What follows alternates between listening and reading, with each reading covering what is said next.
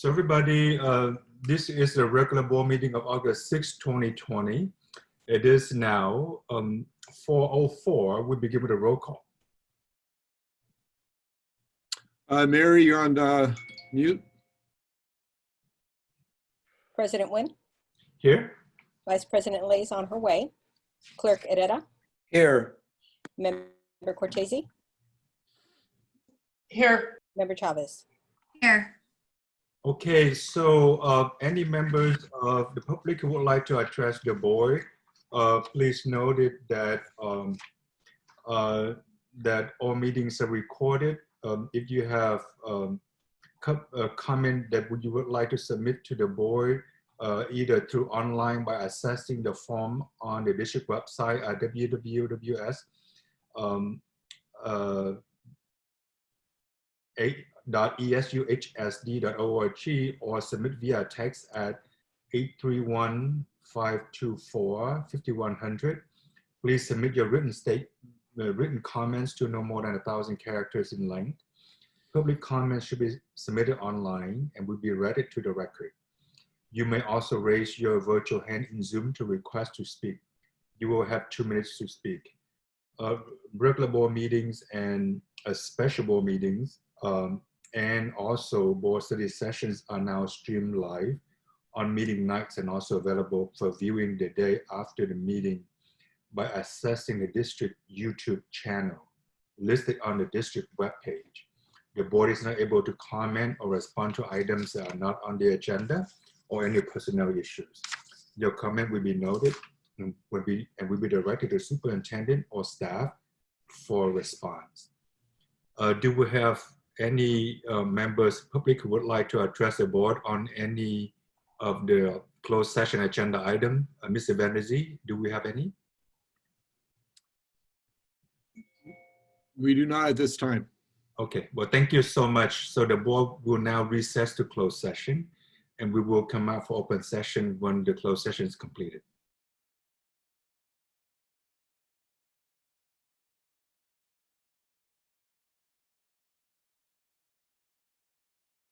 It is now 6:10. We will just start, and then board member Lay can join us when she's able to log on. I'm here. Okay, great. Okay, so let's start the meeting. Welcome to the regular board meeting of August 6th. Just a few things I have to read, so please bear with me. Please submit your comment online by accessing the form on the district's homepage at www.esuhsd.org or submit via text at 831-524-5100. Please limit your written comments to no more than 1,000 characters in length. Public comment will be submitted online and will be read into the record. You may also raise your virtual hand in Zoom to request to speak. You will have 2 minutes to speak.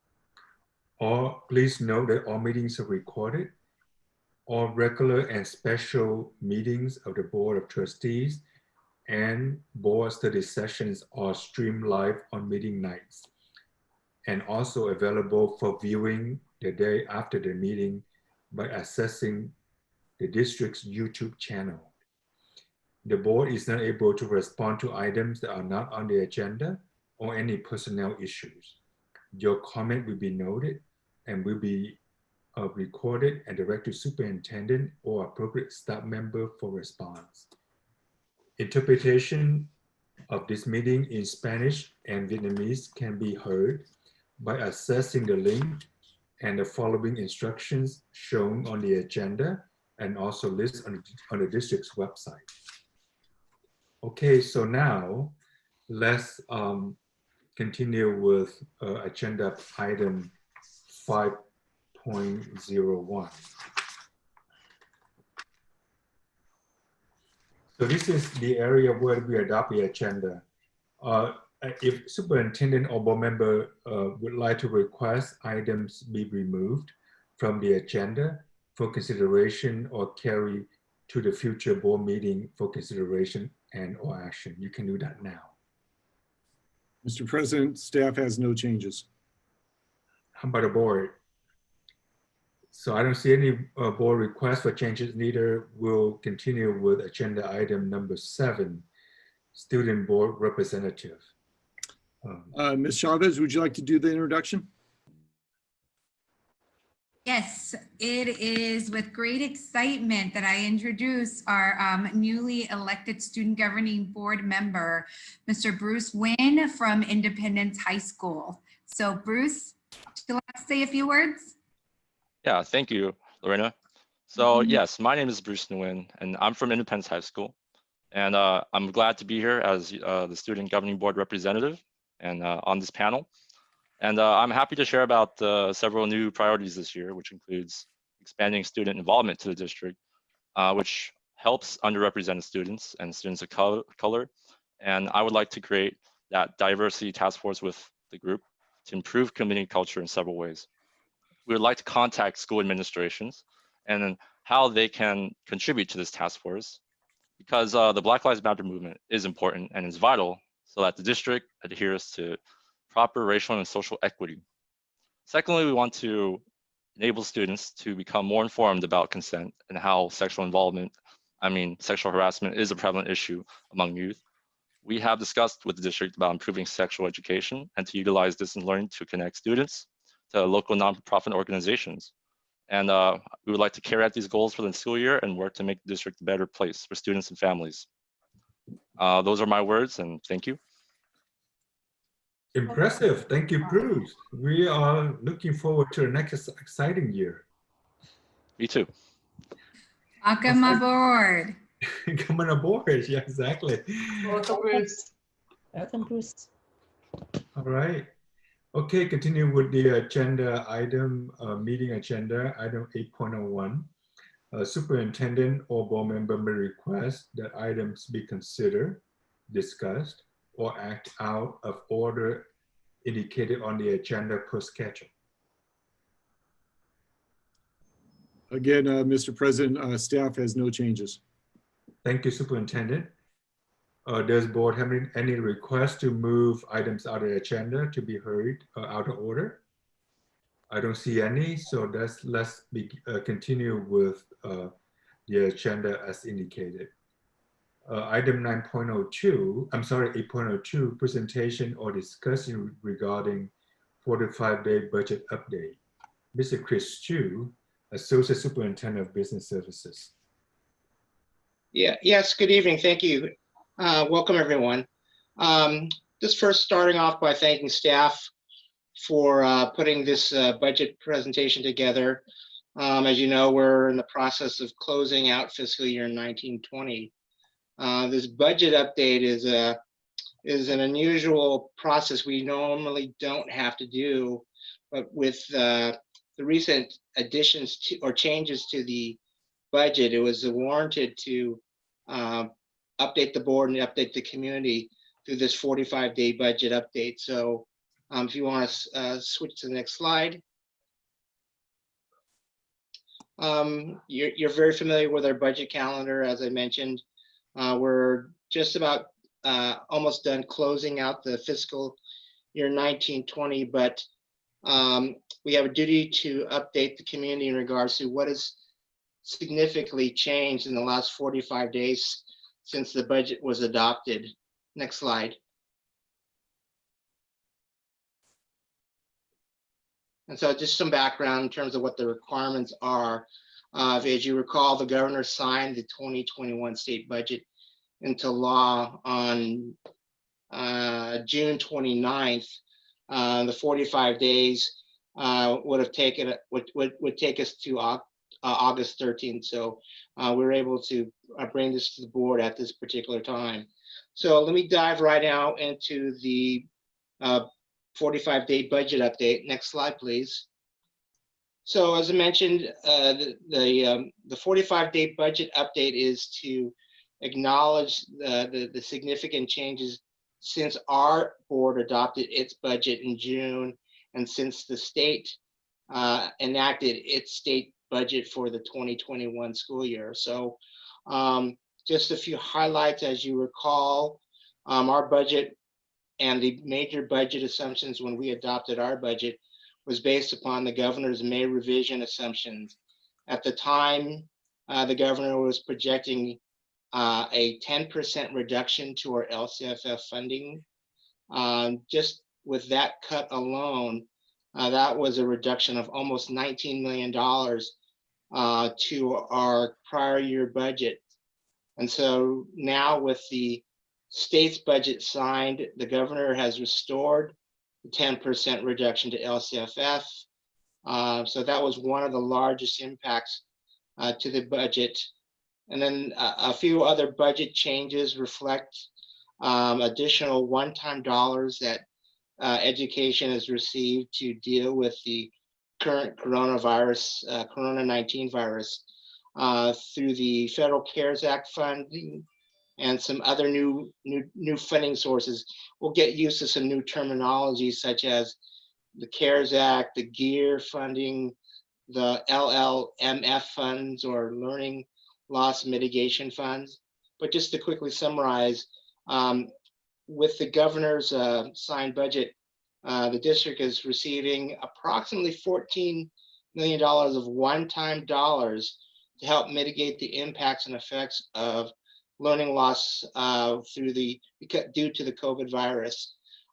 These funds are restricted, and they also have a tight deadline in terms of when they need to be spent by. So the slide here just reflects the different funding sources and when they need to be spent by. And then, so we move on to the next slide. So, Chris, sorry, quick question. Yes, please. Will we be able to use this amount, given that they're restricted, by December 30th? So to answer your question, so the funds are restricted in nature. They just can't be spent on anything. It has to be spent towards mitigating the impacts due to the coronavirus. The deadlines for spending the money will vary, as you saw on the slide here. Some of these funds have to be spent or encumbered or allocated by December 30th, 2020. So at the end of this current calendar year, we'll have to spend these dollars. The federal dollars are the ones that need to be spent by the end of the 2020 year. There are some other funding, the state funding, that will that we have until I think September 30th of 2022. But interesting enough, there is advocacy going on right now to possibly ask the federal government to possibly extend these dates. But as of today, as of now, these are the current deadlines for which we have to spend these dollars.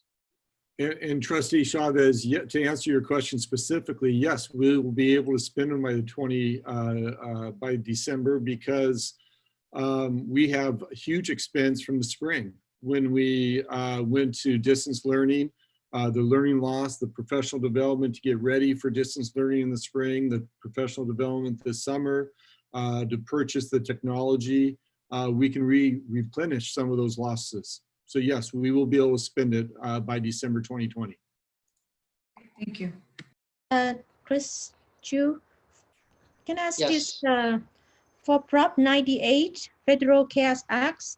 So our district will receive one-time fund, but that fund will be restricted, so we will not go to general fund, correct? The $3 million? Correct. I mean, so as you can see on the slide there, we have funding that's generated based on our students with disabilities. The next pocket of money we are receiving are based on our unduplicated account. So similar to our supplemental LCAP funding, so very restricted. And then the Proposition 98 funding, again, it's also restricted. It's all within the total general fund. So to answer your question, it's within the general fund, but within the general fund, these dollars are restricted, so they just can't be used for, again, anything that we want to spend it on. It's got to be spent related to the impacts and effects of the coronavirus. All right, thank you. So I think the largest piece to the budget here that we need to discuss is that just with the restoration of the 10% reduction to LCFF funding, it has significantly changed what our targeted reductions were. As you recall, when we adopted the budget, to balance our budget and to maintain the minimum 3% reserve over the 3-year multi-year budget, we needed to cut approximately $58.3 million. That was what our budget was based upon. But with the restoration of the 10% LCFF funding starting in year 1 of the 3-year budget, our target now has been reduced to 31 million. So it's still a large number, but it's not to the scale of what was originally projected at 58.3. As you can also see there, we were identifying approximately 435 total FTE reductions to equate to 58 million. That number now has been reduced down to 231.20. And you can see the breakdown between ESTA, management, and CSEA. So this is the most up-to-date number that we have at this time. This number will change between now and December as once we finally close our fiscal books for the 1920 school year. This number will get adjusted, I believe, downward just because of that, and then pending any changes to the budget projections for the 21-20 school year, which we won't know until the governor releases his January budget. So this number is still somewhat fluid, but at least this number is our current target. Any questions on the target reductions? Okay, next slide. And so we've updated the multi-year projections. We've accounted again for the infusion of the LCFF revenue for the current year. This is just the unrestricted side of the general fund.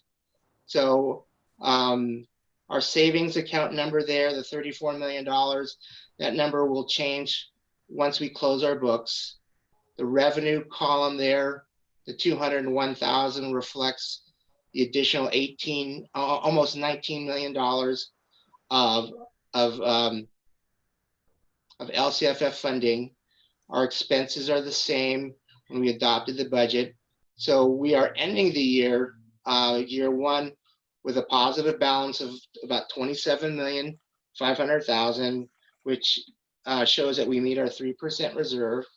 But unfortunately, we are still projecting to deficit spend. So even though we've restored back a large chunk of LCFF funding, our budget still reflects a structural deficit in the first year of the unrestricted budget by almost, $7.3 million.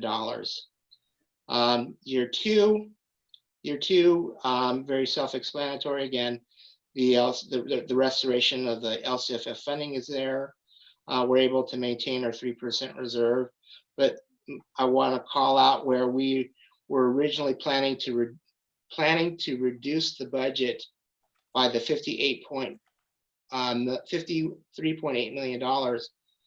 We're now going to be projecting the reduction of expenses by $31 million. So with the $31 million reduction in year 2, we're still able to maintain our 3% reserve, but the level of deficit spending still exists at a level of about $2.8 million. And then year 3 is, I believe, self-explanatory. So if we go to the next slide. Next slide just reflects the restricted part of the general fund budget. This is where it reflects the $14 or so million of one-time COVID dollars in year 1, and the revenue, the $105 million, has that almost $15 million in there, for which it will be spent within a year or 2 of receiving the dollars. If we turn to the next slide, is the combination between the total restricted and unrestricted. Again, mainly it mainly just shows that we're able to meet our 3% reserve based on the assumptions, based on at this time making about $31 million of reduction in force to balance our books. Next slide, please.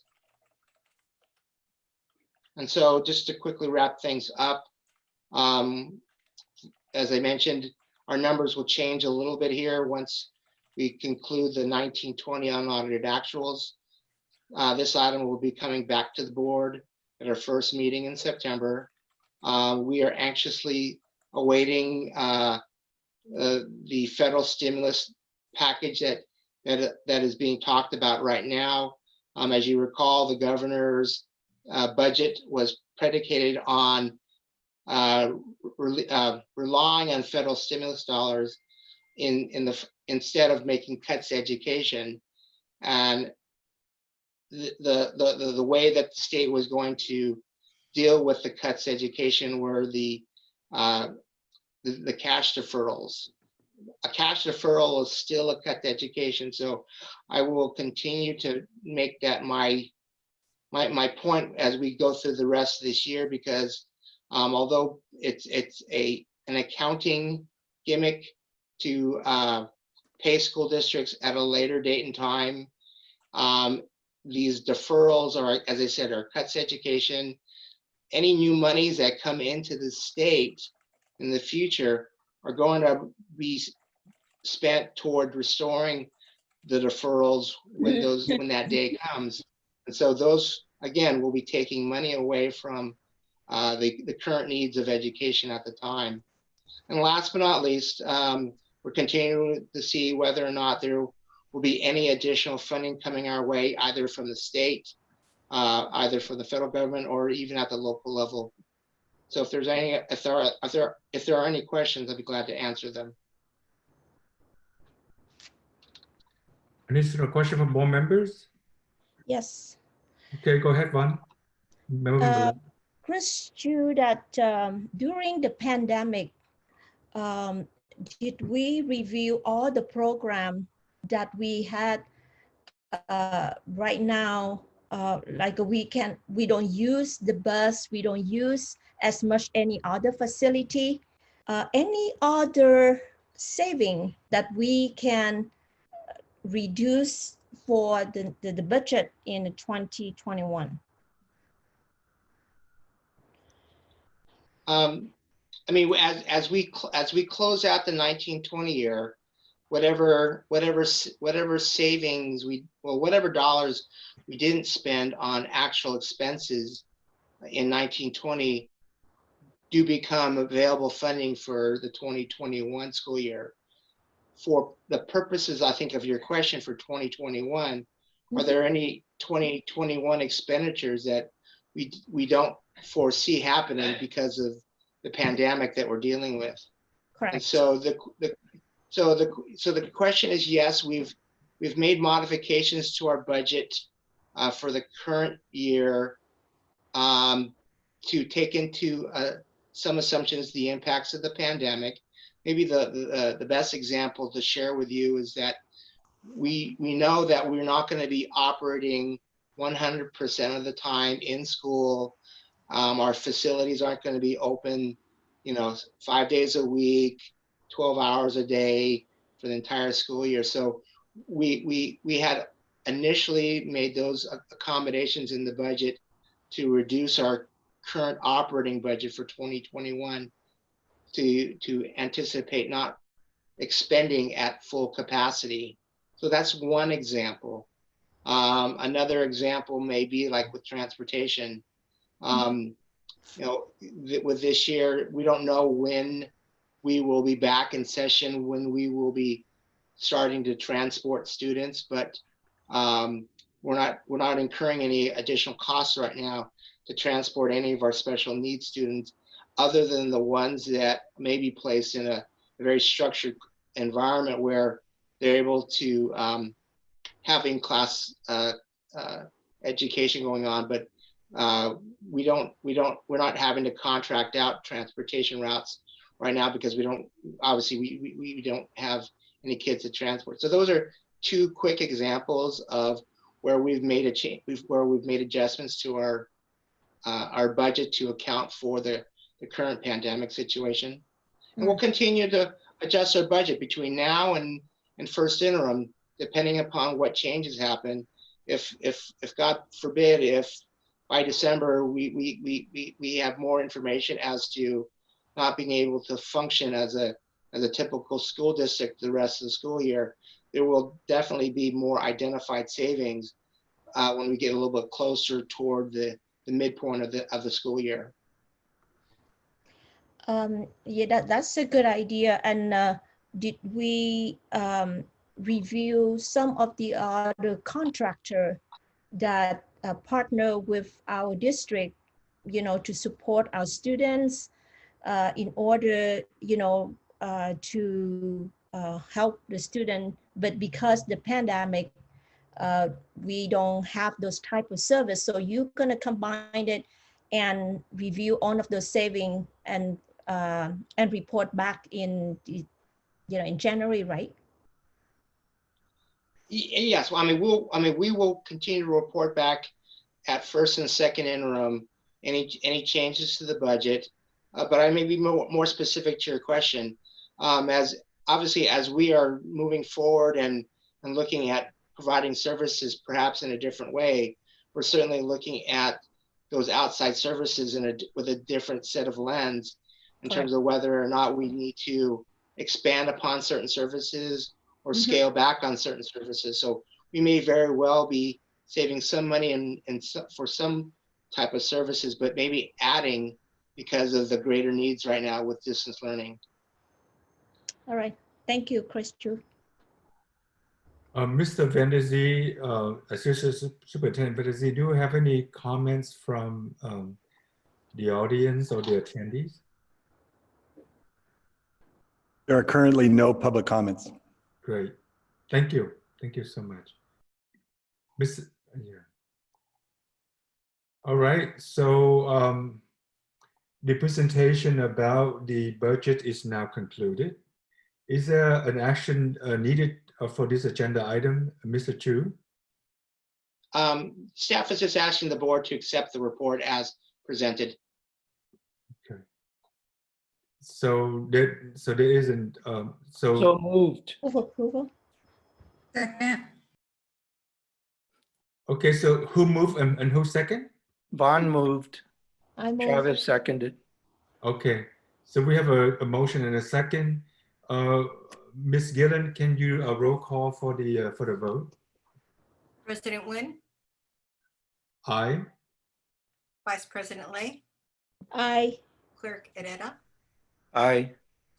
Member Cortese, Aye. Member Chavez. Aye. So that's unanimous. Thank you very much. Next agenda item is to hold a public hearing regarding the calling of the election of partial tax to be held on November 3rd, 2020. So there's a language I need to read.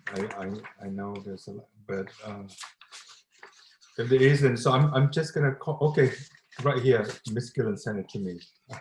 Okay, so we will now hold public hearing, which schedule approximately it is now 6:36.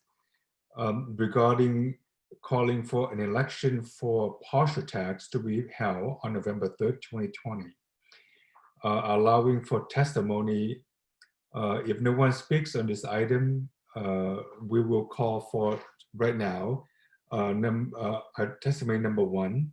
If anyone who are interested to speak on this agenda item.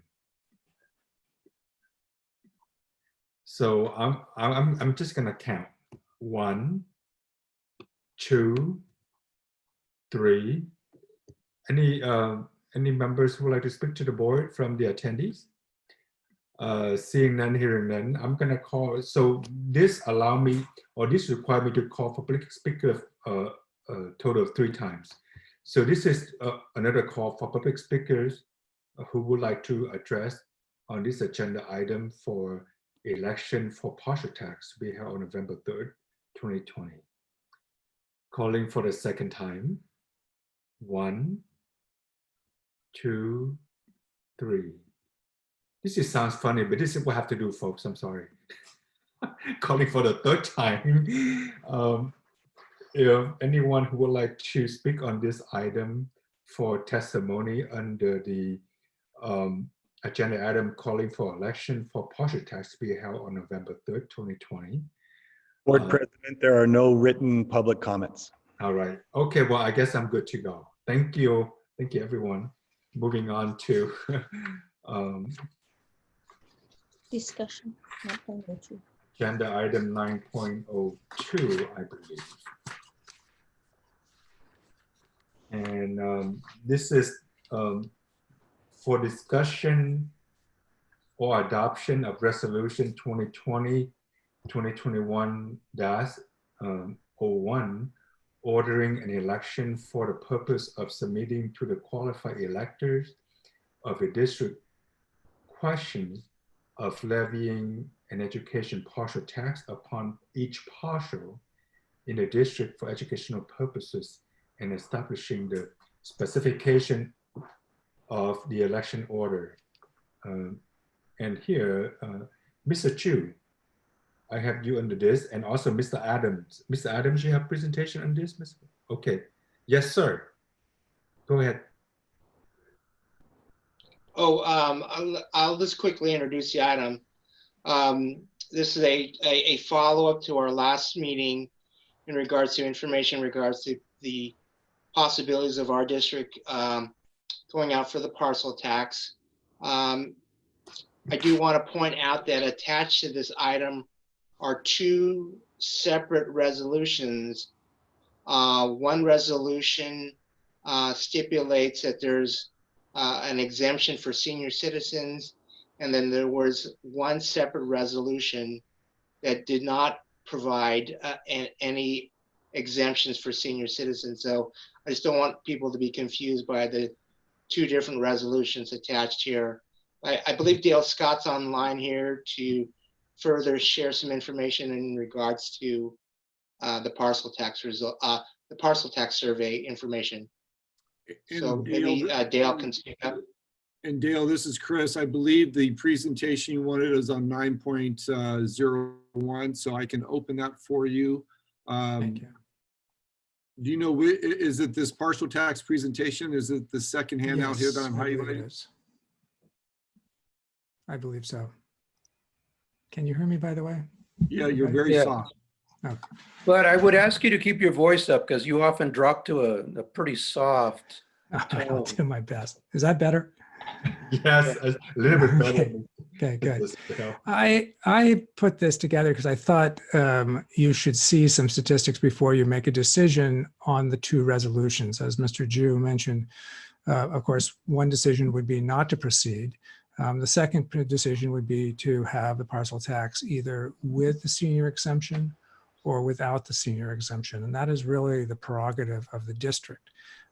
The impact being, of course, that if you have it with a senior exemption, that is going to decrease the amount of funding available to the district. And we don't have great data on what that impact would be, but I would estimate it would be in excess of 10% in terms of the reduction because of the senior exemption. So for your benefit, I went back and I looked at all of the California K-12, not including community college, parcel tax elections from 2008 to date. And those are on all dates, presidential primaries, presidential elections, special elections. And I divided them by those that had the senior exemption, those are on the top, and those that do not have the exemption on the bottom. And as you can see, even though there were fewer elections without the exemption, on a percentage basis, there was no difference in having the parcel tax with or without the senior exemption. Now that was for all elections. On the bottom half of the page, I looked at only those parcel tax elections on a presidential or a gubernatorial ballot. Again, these are California K-12 districts, 2008 to date. And here there's a difference. I'm not sure if I can exactly account for it. You can see that about the same number passed, 70% with the exemption, but that number went down without the exemption, down to about 55% passed. And I'm not sure if I can account for the reason for that. I'm still puzzling over that. On the next page, if you could scroll in, this comes from the presentation I made a few weeks ago. This is the question of whether you would be more likely or less likely to support the measure. These are your voters if you knew there was a senior exemption, and these are divided by age. So what you can see here, for example, let's take a look, and I think it's the most important cohort, at the 55 to 64-year-old voter. Almost 60% said that they would be more likely to support the measure if they knew there was a parcel tax measure. I'm sorry, it was a senior exemption. But there are some people, in this case, about 16% of that cohort, that said that they would be less likely. And then there's a fairly large amount in the middle that said it wouldn't make a difference. But I think that's an important cohort to remind you. So you get a little bit extra with the people that are 55 and over. It's interesting, I think, to note that there are a fair number of voters over the age of 65 who would receive the exemption, who still say they would be less likely to vote for it because of receiving the exemption. I'm not, again, not sure what drives that. And then one final slide, if we could switch. This is the just overall support for the measure. Now, this was at the $24 level. And again, I want you to look at that 55 to 64 year cohort. You can see that that is the toughest group. And remember that they were also very supportive of the senior exemption. So I'll let you make up your own mind on which one is best.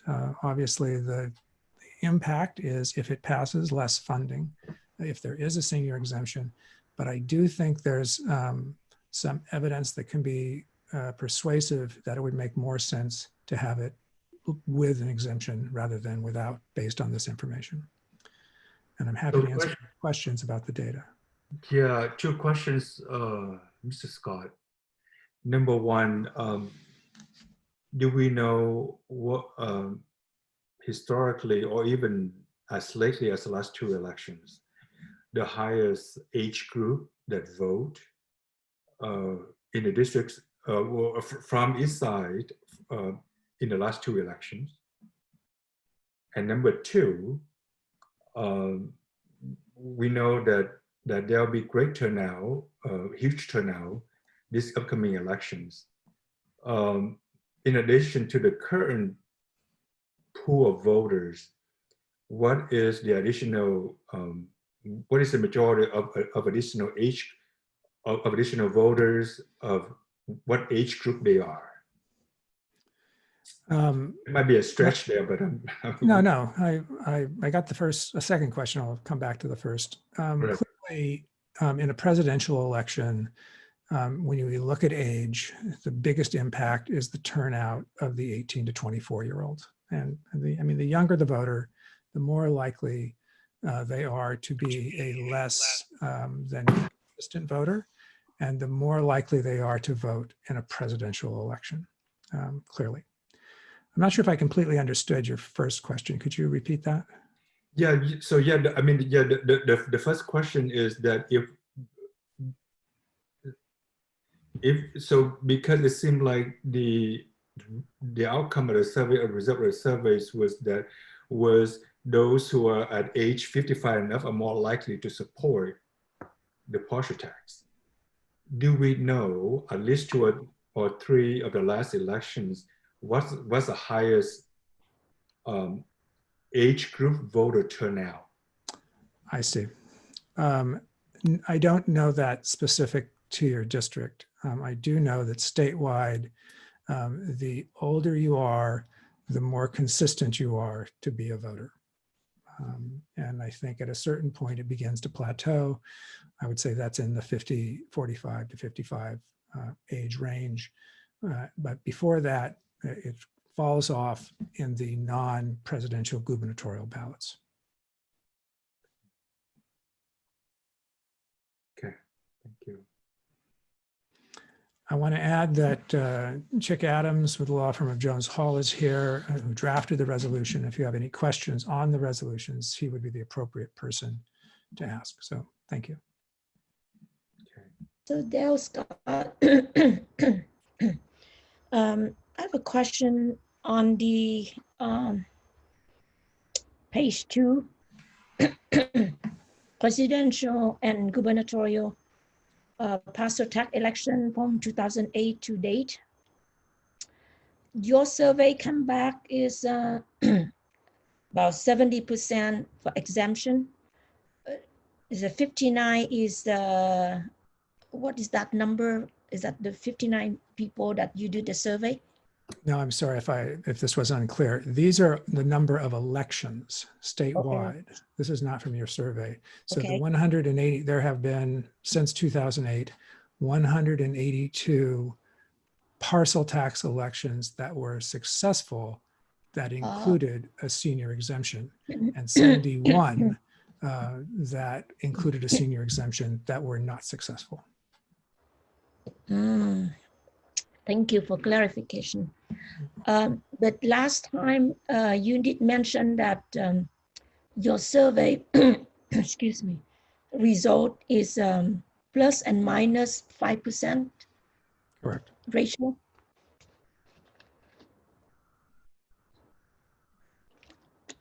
Okay. What's the next? Could you bring that that page out? Let's look at the next page. I think last. Are you asking for the presentation from the last board meeting? Yeah, because when we show that the percentage of 5% plus and minus based on the survey, what we come back from the result of the survey. So I like to see it, the item that we have $15 for parcel tax. Okay, give me a second. I have to go back to the last meeting. Excuse me, sorry, my throat.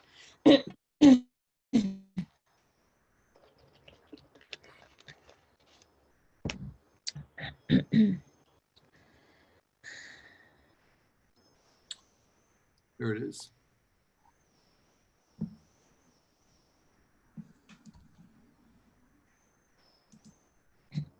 And I think that's page 21 that she is asking about, I believe. That would be great memory. I'm going to hold you to it. Yep. Great memory, Mr. Dale. I'm cheating. You're worth all that money. I appreciate it. Exactly. Right. Thank you. Thank you. So yeah, for this page. For $15 per year, and we could achieve, well, when we mentioned about we need 70% voter in order to pass this parcel tax, right? And you did mention this is more likely show that, but we have 5% plus and minus every time that we count the survey. Am I correct? That's correct. The black line you see here, the vertical line, that's the threshold, which is 2/3, 66.7%. But yes, you are correct. There is a 5% margin of error on the total results. Now, when we get down, so yes, you are correct. There's a somewhat less than 5% margin of error. Okay. And for this parcel tax, we did mention that we asked for 5 years from 2021 or 21-22, 5 years for this parcel tax. So what happened after the 5 years? We have to remodify this parcel tax, or we will finish complete this parcel tax? That will be up to the board at the time, sometime between now and the end of the parcel tax. Your alternatives would be to let it expire or to bring it back to the voters to renew it. I see. And when the you board at mentioned, that time. okay, and you mentioned that if we don't count senior, then we have to get 10% reduction of the total, right? Of the total amount that the parcel tax that we collect for $15 per year. Am I correct? Correct. If you provide the senior exemption for households, single family, not single family, owner occupied houses at a 65 or greater, that has to be done in a way where the person requests the exemption. So not all people over the age of, not all property owners over the age of 65 will make that request, but many will. So there will be some reduction in that amount of parcel tax that you receive. So we have a hard time actually estimating that, but I'm going to guess that it's, in past experience, it's going to be in the range of 10% reduction in the amount that you would receive. Okay. So my next question is, right now, do we have any stakeholder to support this parcel tax?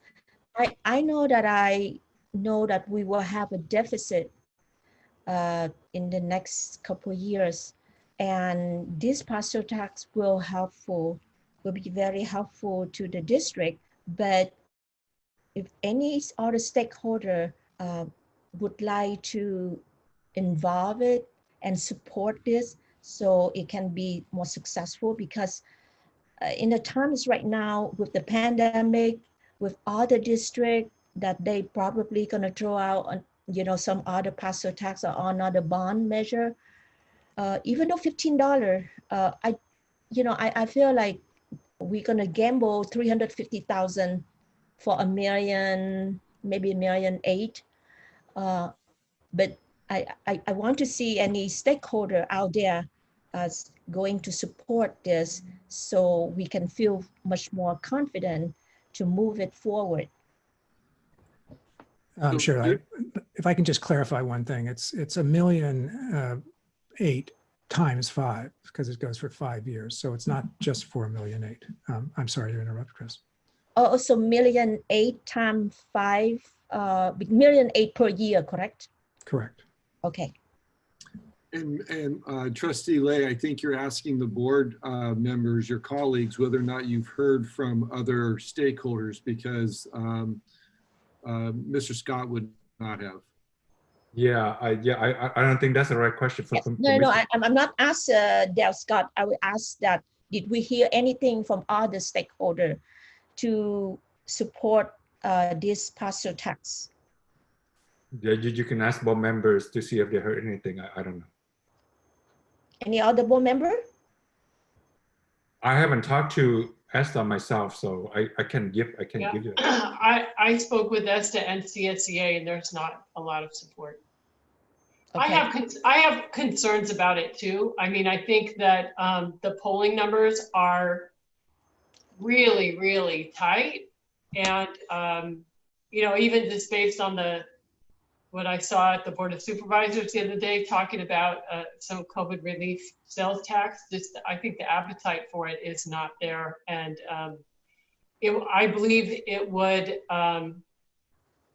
take quite a bit of effort to even get this $15 one passed. And I'm just not sure we have the internal support to do that. So, I mean, there's just so many unknowns, and the slide that was very compelling last time was the one that said 67% or whatever it was said they were concerned about their future. I think a lot of people are feeling that way right now. So we're going to hear public comment though, before we also start bringing it to a close with board comments. So thank you, Mr. Herrera. So I'm going to ask Mr. Van der Zee if we have any comments from the public under this agenda item. There is no written public comment on this agenda item. And I don't see any virtual hand raised to speak under this agenda item neither. In which case I want to also say that with so much uncertainty and a pretty high level of risk and a very narrow window of opportunity, but mostly a risky one, and a $350,000 cost to go there without the active support of our bargaining units through their networks and their communication and being able to list their endorsement. Without that, in an uphill fight, that I just don't see that it makes sense to pursue this. And it really means that we won't be pursuing it for quite a while, because it makes no sense to do it 2 years from now in a gubernatorial election that's going to have an incumbent running for re-election and a lower turnout.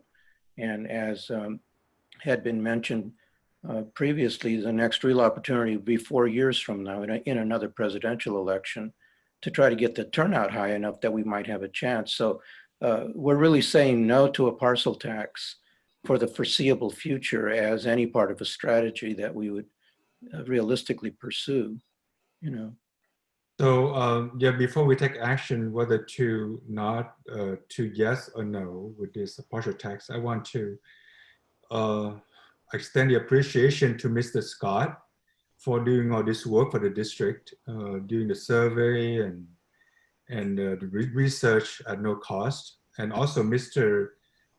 Adams being available here this evening for questions and so on. I appreciate these gentlemen being available to the district. Council or superintendent, do we need to take action for this one or just information? Trustee Cortese has her hand up, sir. Trustee Cortese, I'm sorry, I didn't see that. Sorry, I just wanted to echo the appreciation to Mr. Scott, because we couldn't make an informed decision without the information that's provided. And I also wanted to acknowledge our stakeholders made this decision. I think it was not an easy decision. And I think the conclusion was to focus on doing everything we can to get Prop 15 to pass, because that is a longer term and greater source of revenue. So, and we've endorsed that as a board, I believe. So I think that's the decision. It's just let's focus on something that will work, or that anything that passes will work. But I think the thing was they didn't want to jeopardize one for the other. So I just wanted to make sure that I was clear on communicating their whole intention. Yeah, I also echo that. I appreciate Dale Scott service, for this printing, make presentation for the survey for the parcel tax, and I agree that we want to take a look maybe 2 or 4 more years from now. All right, so Ms. Chavez has her hand up. Ms. Chavez. Thank you, Mr. Funk. Also extend appreciation to Dale Scott, and I want to reiterate. I think I'm also leaning towards no. The data speaks for itself. It is, no matter how little we put in terms of capacity towards passing this, it's gonna take a certain degree of work. And I think right now there's also a lot happening that we need to focus on, that energy could be better spent on. So yeah, the data speaks for itself, and it's not necessarily in our favor. So, Mr. President, if there's no motion, you don't actually have to take action. We can just move on to the next item. Right, and before we do that, I see Mr. Julio Pardo, CSA President, has his hand up. Mr. Pardo, you want to make your comment? It is now the time to do it. Yeah, Mr. Julio Potter? Pardo, Yes. Chapter 197, President. I just want to echo several of the things that the board members have said. I spoke, I've surveyed and spoken to a lot of our leadership and a lot of our regular members. And the issue with them mostly is just the fact that they're honestly, they're afraid of the future. They don't know what's going to be happening. And right now, most of them feel that with things the way they are, the economic situation we're in, that there is concern about the district, putting out so much money for something that we feel that the public at this time just might not support. And so that's why, we reluctantly had to tell everyone that we just feel that this just wouldn't make it this time. We've always, tried to push for the parcel taxes. It's just that we felt that the way things are in the world right now in our area, that this just wasn't a good idea at this time. So I just want to put that on the record. Thank you. Thank you, Mr. Potter. Okay, so we'll continue with the meeting on agenda item number 10.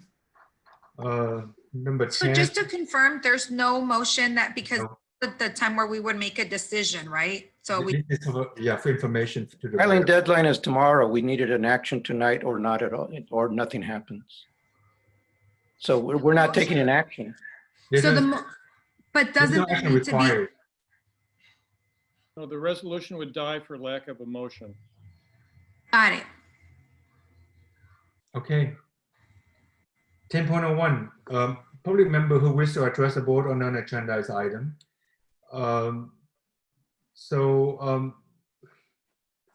Let me read this reclaimer. Agenda number 10 is for public members who may address the board on any subject item not on tonight's agenda. However, provision of the Brown Act preclude any actions. As an unagendized item, no response is required from the board or district staff, and no action can be taken. However, the board may instruct superintendent to agendize the item for future meetings. Any person who may address the board on any item on the meeting agenda, person who wish to address the board must fill our speaker request form via online submission or via text at 831-524-5100. Your comment will be read out loud as part of the public meeting. Comments should be limited to no more than 1,000 characters in length. You may also raise your virtual hand in Zoom to request to speak. You will have 2 minutes to speak. Mr. Associate Superintendent Vanderzee, do we have anyone who would like to speak on non-agendized item? There are no written comments at this time. Okay, so thank you. We will continue with meeting agenda item number 11.01, presentation information or discussion regarding update on novel coronavirus, adoption for resolution 2020/2021-02, implementing distance learning in response to COVID-19 pandemic. Superintendent. So, Mr. President and board, we're going to do a presentation like we've done in each agenda for the board meeting for the last few months. Highlights where we're at with the opening of school, our thoughts, putting everything in place to make sure that the safety and health of all of our staff, students, and parents are in place, so that at any time we have workers on our sites or at the departments, they're following certain protocols, and that when we're able to start bringing students in for in-person instruction and supports, that we have our protocols and all the PPE necessary to keep people safe. After the presentation, we do have an action item for the resolution. If the board recalls, last March, when we moved to distance learning, we had a resolution that was tied to the governor's executive order. And now that we have not only a new executive order, but also a budget trailer bill that has certain requirements to meet distance learning, it's time to adopt a new resolution. So we'll bring that at the end of this presentation. I would like to introduce Associate Superintendent of Ed Services, Mrs. Teresa Marquez. We'll be going through both of this presentation together, as well as the entire SUPS Council is doing a form, a virtual form for all certificated staff tomorrow. And as soon as we have a signed MOU with CSEA, we'll also do a form with those members, probably on Monday, hopefully. So let us begin. Ms. Marquez, you want to take it away? Yes, thank you, Superintendent Funk. Good evening, board members, SUPS Council, and members of the public. My name is Teresa Marquez, Associate Superintendent for Educational Services. And I'd like to begin the presentation as we have in the past sessions with some shared understandings. First of all, the utmost priority for us as a district continues to be the health, safety, and emotional well-being of our community. We also have the shared understanding that the situation with the COVID-19 pandemic is constantly changing. We also know that with these changes, there are also mandates, certain expectations, as well as guidelines that we must adhere to and follow from not only the California Department of Education, but public health. And given that, we recognize that regardless of the method by which we open our schools in the fall, as a district, we continue to be committed to our goal of building those equitable communities where we know that all our students are welcomed as they are, whether it be in person or in a virtual setting, that we're able to continue to understand their strengths and areas of growth and not only identify them, but support them, where the adults in the system can positively respond to all the very many needs that our students bring with them, and that they will continue to be provided with tasks that are going to prepare them once they leave us. So we recognize that the opening of our school, although it looks very different from what we've been accustomed to, now has to be taken and looked at in various phases. The first phase that we are entering as we begin school next week is distance learning for all. And we know this is the case across Santa Clara County because Santa Clara is currently on the state's watch list, which given the governor's order is requiring us to open our schools in distance learning. We recognize that we will hopefully at some point shift into being able to provide some in-person supports to some of our most at-need student populations, such as our students with disability, our foster youth, our McKinney-Vento students, in a way that will continue to support them and address their needs. And then at some point, once we hopefully have been taken off of the watch list, we will begin to look at a hybrid approach. The planning for this obviously will start very soon, and we'll begin to look at what the possibility is for a safe return of our students for in-person instruction and supports in some sort of hybrid approach. And of course, the ultimate goal is to be able to resume for full in-person instruction, but we know that that will have to happen only once the situation with the pandemic has been addressed, with the vaccine being widely accessible. And let me add that under phase 3, we're going to formulate the task force. First meeting is scheduled for a couple of weeks from now. We're going to invite 2 trustees to sit on the task force. We're going to invite CSEA members, ESTA members, admin, as well as students and parents. And the task force will talk about a couple things. What conditions would be appropriate to move to a hybrid approach, as well as what type of a hybrid schedule. And the task force will make a recommendation, but ultimately this decision will lie in the hands of the trustees. Because bringing our staff and students back, I would think that we are all on the same page. We want to make sure it is as safe as possible to do that. And also phase 4, again, ultimately this is a trustee decision, but as your superintendent, I'm not going to be bringing back a recommendation to do that until we have a vaccine widespread testing that's accessible to our community. So, but ultimately, Phase 3 and phase 4 is the board's decision. And we'll bring that back when the time is appropriate.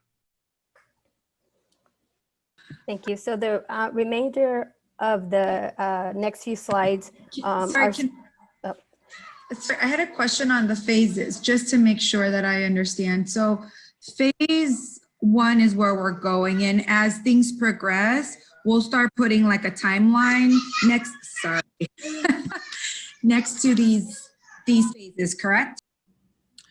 Well, again, phase 2 does not happen until we come off the watch list, and you have to be off the watch list for 14 days before you're able to actually bring people in.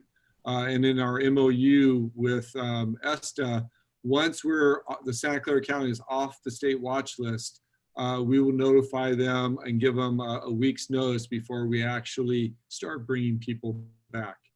So this is all tied to, we can't give you a timeline because we don't know when we're going to be off the watch list. This one, once you're off the watch list, the governor's order has still made it very clear that LEAs make the final decision on when we bring students back in whatever capacity. For our listening audience, LEAs are the local educational agency. So this board, this school district, will make that determination outside of what all 31 other districts in Santa Clara County decide to do. We still have to follow public health guidelines, but ultimately, because of the zip codes that we have in Santa Clara County that have the highest cases of COVID, certainly conceivably Palo Alto, Las Vegas, Saratoga, Cupertino, those districts may be able to open sooner than us. But ultimately, you as the board will have that final say. Does that answer your questions, Ms. Chavez? So then the phase 2, that's, I thought there was going to be a few in person for the highest needs, like yeah, right here. But sorry? Yeah, that's right here. Yeah, but that's phase 2. I thought that was going to be part of phase 1. And my understanding is that there's some waivers from the county that would. Yeah, those waivers are only for elementary. They're not for middle or high school. And this was what the board approved back in June 25th. This was our original phase 1. But because of the governor's order placing us on the watch list, we now can't do this. What we will do under this one is that those students that do not have connectivity or a safe or quiet place to access and do their distance learning, we will bring them on campus in our student unions, our libraries, to access our Wi-Fi, and we'll supervise them. There won't be in-person instruction or tutoring, just a safe place for them to access. So that falls under phase 1. Phase 2 was our original plan, and that will be our most at-risk, at most need populations. That makes sense. Thank you. So the following slides are focused on our approach and plan for the fall opening within phase 1. So again, distance learning for all students. This slide hopefully looks familiar to you, as this was the original slide that was presented to you that has details on the timeline and approach that was taken. And so you can see the various elements that went into preparing for an opening of our school within phase 1. Part of our plan and our approach to leading us to phase 1 was to communicate and engage our various stakeholders. So this is a snapshot as to all the various communication and engagement components that we had stakeholders participate in, from anything from working with Californians for Justice to various community forums done in English, Spanish, and Vietnamese to ensure that our stakeholders received the information for our fall opening, as well as an opportunity to ask questions. And so we also had various sessions with ESTA and CSEA to work together to produce the MOUs. We do have our signed MOU with our ESTA bargaining unit, and we're waiting for our finalized MOU with CSEA. Also, in preparation for phase 1, we've been conducting a number of professional development sessions focused on ensuring that our teachers feel supported and prepared to be able to take on distance learning starting next week. So you can see here the various topics that were offered were some tech tool offerings such as video conferencing, Zoom and Google Meet, some Schooloo, Google Classroom, which are grading, communication, and class management apps that our teachers are able to use to be able to provide the distance learning for our students. And you can see we were able to offer about 106 total sessions starting July 22nd, and we're finishing up our last few sessions tomorrow. And you can see the number of participants.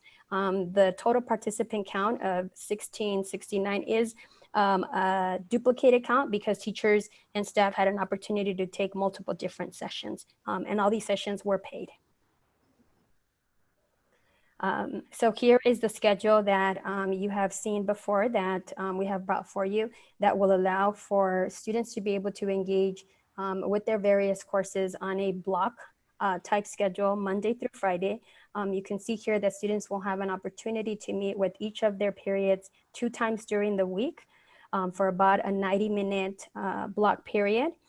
We've also set aside the Wednesdays to allow for further site collaboration and professional development. And this is consistent across the districts to allow us to be able to offer as needed district-wide PD so that there's alignment and support provided to teachers and staff as they navigate this new world of distance learning. Additionally, you will see that we've put in place some tutorials, advisory, social emotional learning time, as well as counseling time to allow for counselors, social workers to engage with students and being able to provide whether it's one-on-one sessions or group sessions to disseminate information that students will continue to need, such as our seniors needing to access information on how to apply for universities and colleges. And so we've built in that time to allow for that dedicated time throughout the Wednesday, as well as on Tuesdays and Fridays for students to be able to access the other resources that we will continue to provide for them. You can see we also have the protected lunchtime. It is about an hour time to allow for students to be able to leave their home, pick up their grab and go lunch at any one of our sites that will be designated as lunch distribution. And that would give them enough time to be able to go to their school site and then return to be able to re-engage into their other classes that they have for this schedule. The expectation between the block times or within each of the block periods is that teachers will be video conferencing with students and providing whether it be direct contact, guided practice, or small group interventions for those students that may need additional support. Let me also add that, you know, going back to our lunchtime, we've continued to feed, whereas other districts have shut down for a little period of time here at the end of July. We've served over 500,000 lunches. When we enter the fall, the summer feeds program ends, but we're going to continue with our dinner feeding program that we instituted a couple years ago under Julie's leadership. And so we're going to still be able to provide a lunch and then a dinner for anyone in our community 18 or under. And so for the lunch, they'll have to show their ID card to get their lunch, but anyone could come up and pick up that dinner. And so we will start that next week. And we're expanding back to our school sites so that during the summer when we had a smaller turnout, we condensed, but now we're adding some schools back to make it easier on our students to pick up either a lunch and or dinner. Any questions on this slide? Yeah, I'm curious where the dinner funding, that's awesome that we're doing that, and hats off to CSEA for making that literally logistically possible. Where's the funding for the dinner program come from? Chris, if you can be more specific for me, it's similar to the summer feeds program. It's just a different pot of money from the federal government to allow us to do it. But Chris, do you know? Yes, it's a separate program. So there's it's funding by the federal government intended to provide the separate meal. So it is federal funding. And this is just a specific COVID related type of funding? No. This this was in place before COVID. Oh, It's got just it. it's just one of those additional components.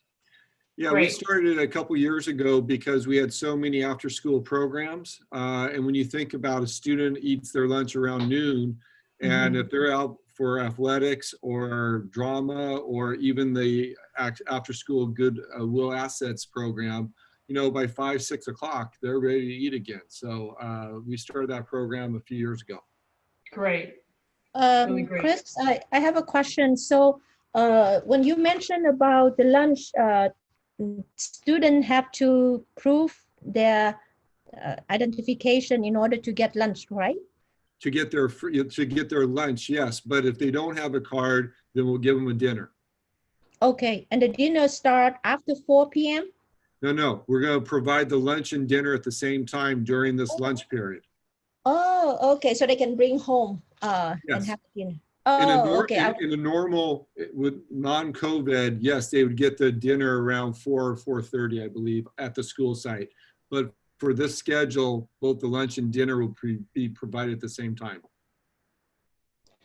And I know that you allow them 1 hour, but I knew that before when I visit school and sometimes that we have a line. So and if they did not have enough time to run back home, then they, you know, they might be late in their class or not. Well, I think an hour and 5 minutes is doable when they normally only have 30 minutes for lunch. And remember, we're trying to keep this whole schedule within the teacher workday. So allowing any more time would push us beyond those time limits. And so I think an hour and 5 minutes is going to be plenty of time. But again, because it's distance learning, even if they join that class 10 minutes late, they're still joining the class, and that's a positive. All right, thank you. Other questions on the schedule? All right. So just want to also point out that as well as their instructional programs, students will continue to have access to academic counseling, access to social workers, and our students with disabilities will continue to receive their related services such as occupational therapy, speech language services, and other services as per their IEP. Obviously, they'll have to get creative with how those services are provided through telehealth or other means, but we're hoping to continue to provide these additional services for our students. In terms of the communication, knowing that this was going to be a different way as to how we were going to begin a school year, we ensured that we provided district-wide mailers, so actual postal, U.S. postal mail that contained various information to our families, as well as emails. We also posted all the information on our websites in our 3 main languages, English, Spanish, and Vietnamese. School sites have also sent out their specific mailers and emails through School Loop and postings on their websites. Additionally, school sites have been conducting informational sessions for students and parents, in particular our incoming freshmen. They've had their freshman orientations as well as informational sessions for parents.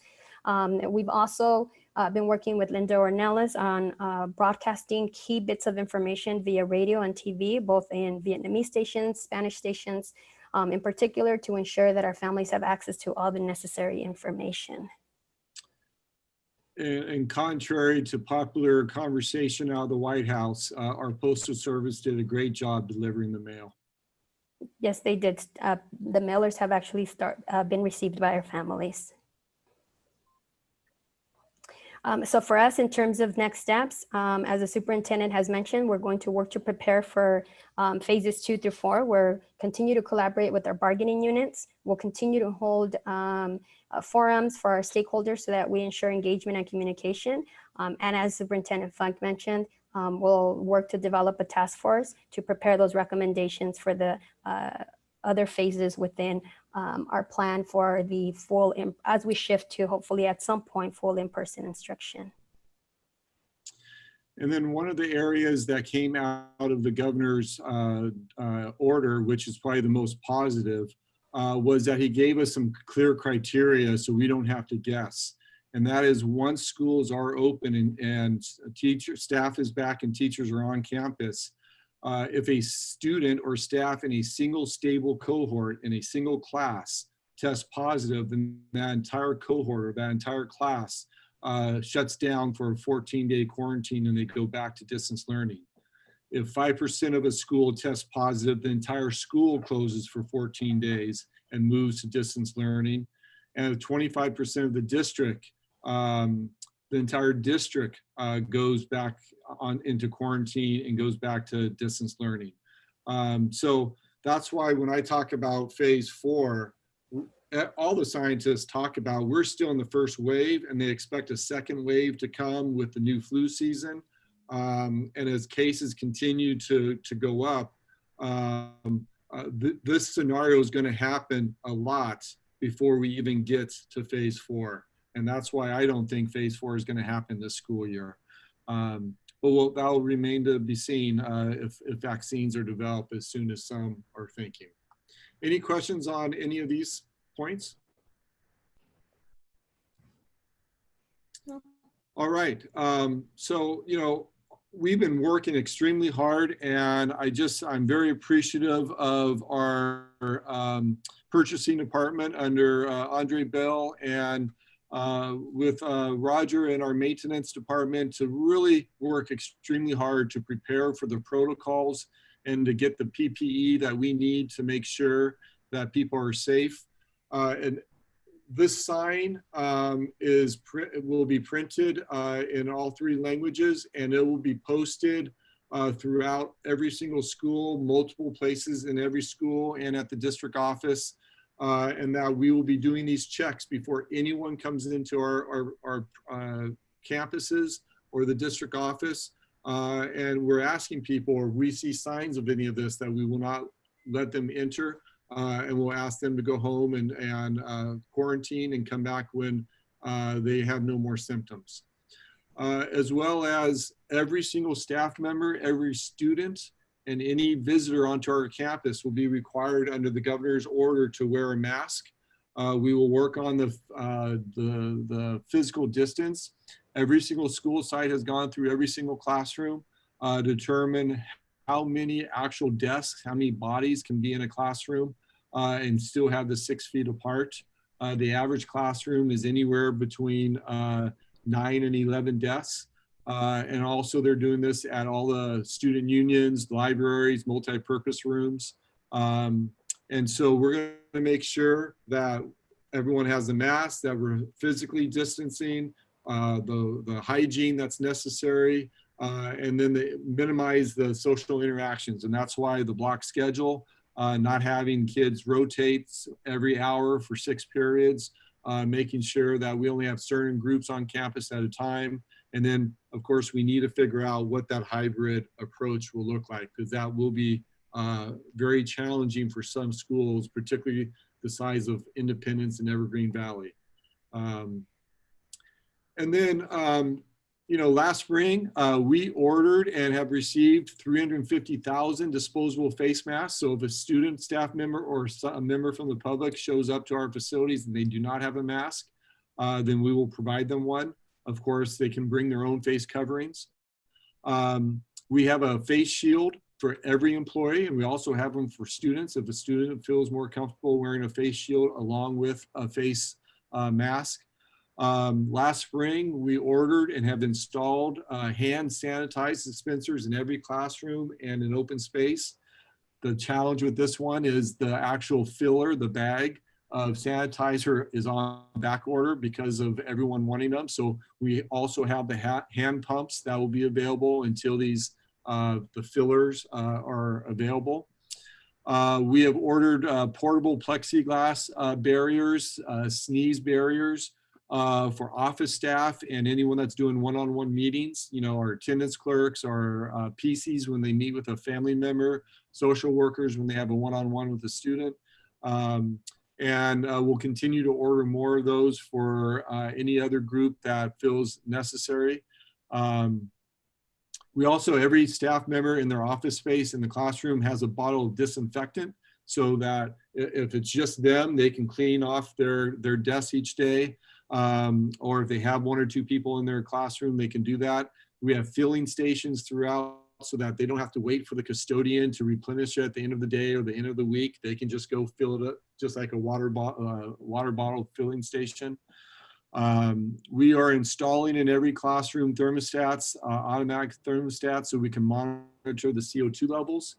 And then for the HVAC systems that we have, we are using the highest standard filter for that particular HVAC system. So we're doing everything we can to make sure that our buildings and our classrooms are safe and that we have the PPE that we need to be successful. Any questions on this?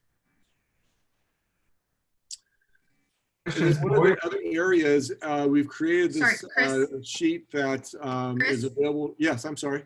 Sorry, I was gonna say, like, the stuff that we're putting into effect, like the plexiglass and the what is it, the monitors, the filters, that'll be in before first day of school, because I know that we have all that. What's not all the thermostats have been installed in every classroom across the district. But the filters have, and the soap dispensers in the restrooms have, and the hand sanitizers have. We just don't have the filler for the hand sanitizer. Yeah. So we have portable bottles until they come. When do you know when we should expect, like, having all the thermostats?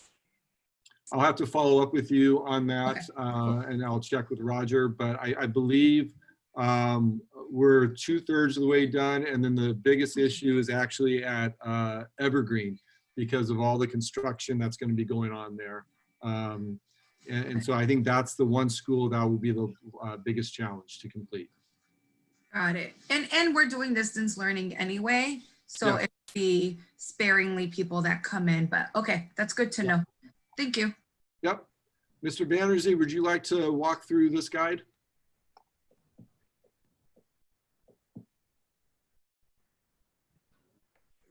Sure.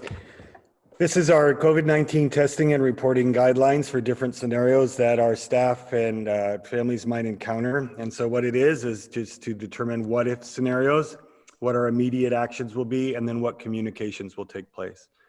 And the first situation would be someone that comes onto our campuses, a staff member, who then goes through the checklist protocol of a self-report. If they are symptomatic to anything, or they are take a temperature and are above 100, we would ask them to go home to get tested. During that time, we would then ask their supervisor to inform us at HR via a new email address that we have, the COVID-19 line.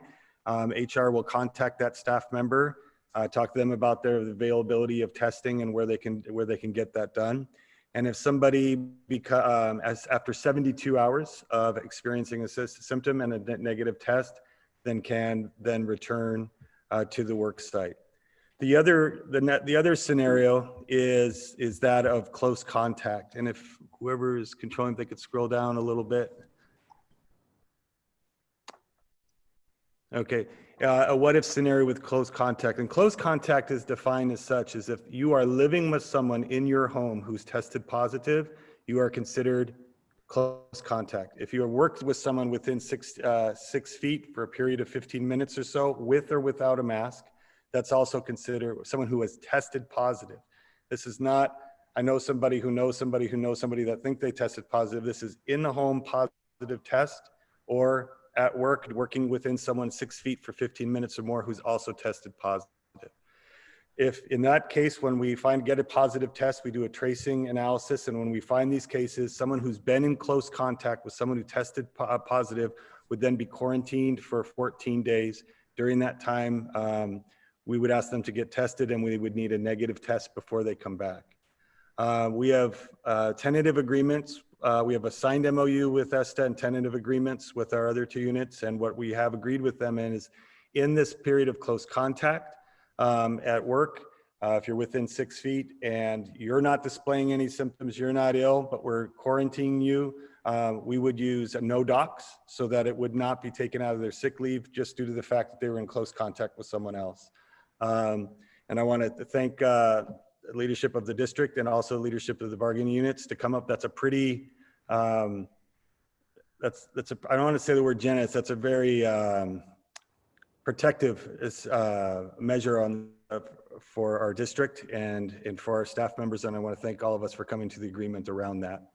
If someone were to test positive during that time of close quarters, or they do test positive, once again, they would be, we ask that they stay home.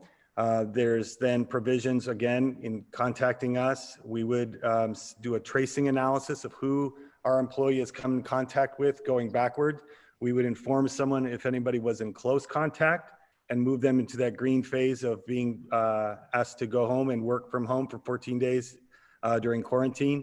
And then anybody who may have not been in close contact but exposure, there's also an exposure notice that would go out to staff, letting them know that they may have been exposed to somebody in the past. And so that's the communication that we'll do whenever there's a notification of a positive test. And then this document also outlines the steps that they would take when working with us at Human Resources about when testing negative and the timeline for coming back.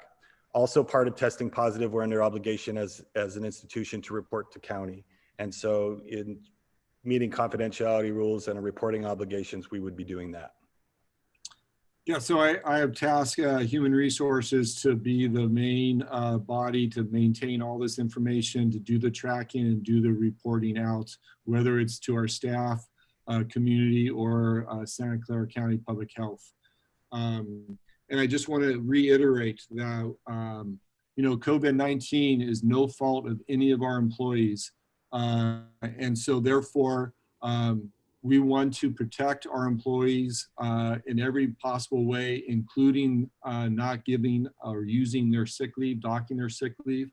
So the only time an employee would have to use their sick leave is if they cannot give us a negative COVID test after testing positive, and or choosing to not come to work when they can't work from home because they're afraid of the pandemic. Only those two scenarios will they then have to access their sick leave. Otherwise, we want to protect all employee sick leave. So just an additional comment on this. I actually myself had to do some reporting because one of my staff at my office test positive. So there was an extensive reporting process at the county level. We not only had to report to the public health department, but we had to report to the county council executive's office. In our case, it might be to our general counsel and superintendent for any staff, and also so that they can start doing tracing. And there are different levels of informing people that had so-called close contact with an individual that was tested positive. So I'm not sure if we had developed a protocol for that. I hope we did. It's something that if we haven't, I'm interested to know. So this is our protocol, and it's very similar. So instead of reporting it to your executive of the county, we're reporting it to HR. And then HR's responsibility is to do the tracking, to inform any staff member who might be in contact, and then also the requirement of informing public health. Okay, so it's very similar. It is. Okay, yep. Great, thank you. It's the public health guidelines that we all have to follow. Okay. All right. Thank you. And then the last slide is simply, we revamped this part of the website. So on the homepage, it says COVID-19 update, hit that link, and then everything is there.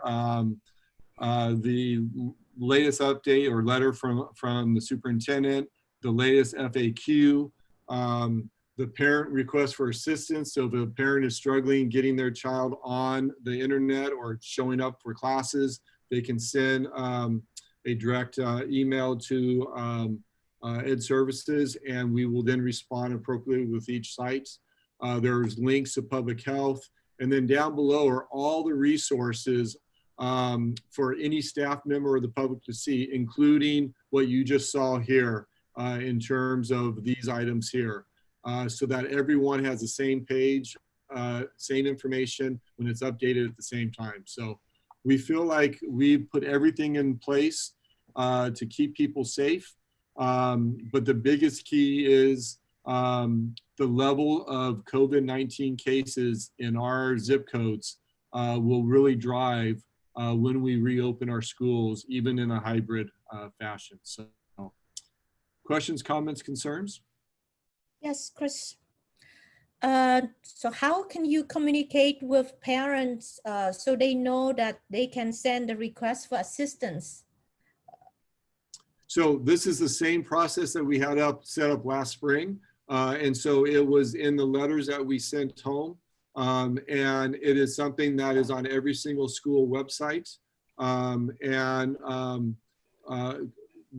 of the things that we could do if I believe we've done it once, but I'm not sure if this piece was added, but we could send postcards, translated postcards to different families, reminding them that they have this tool, this resource.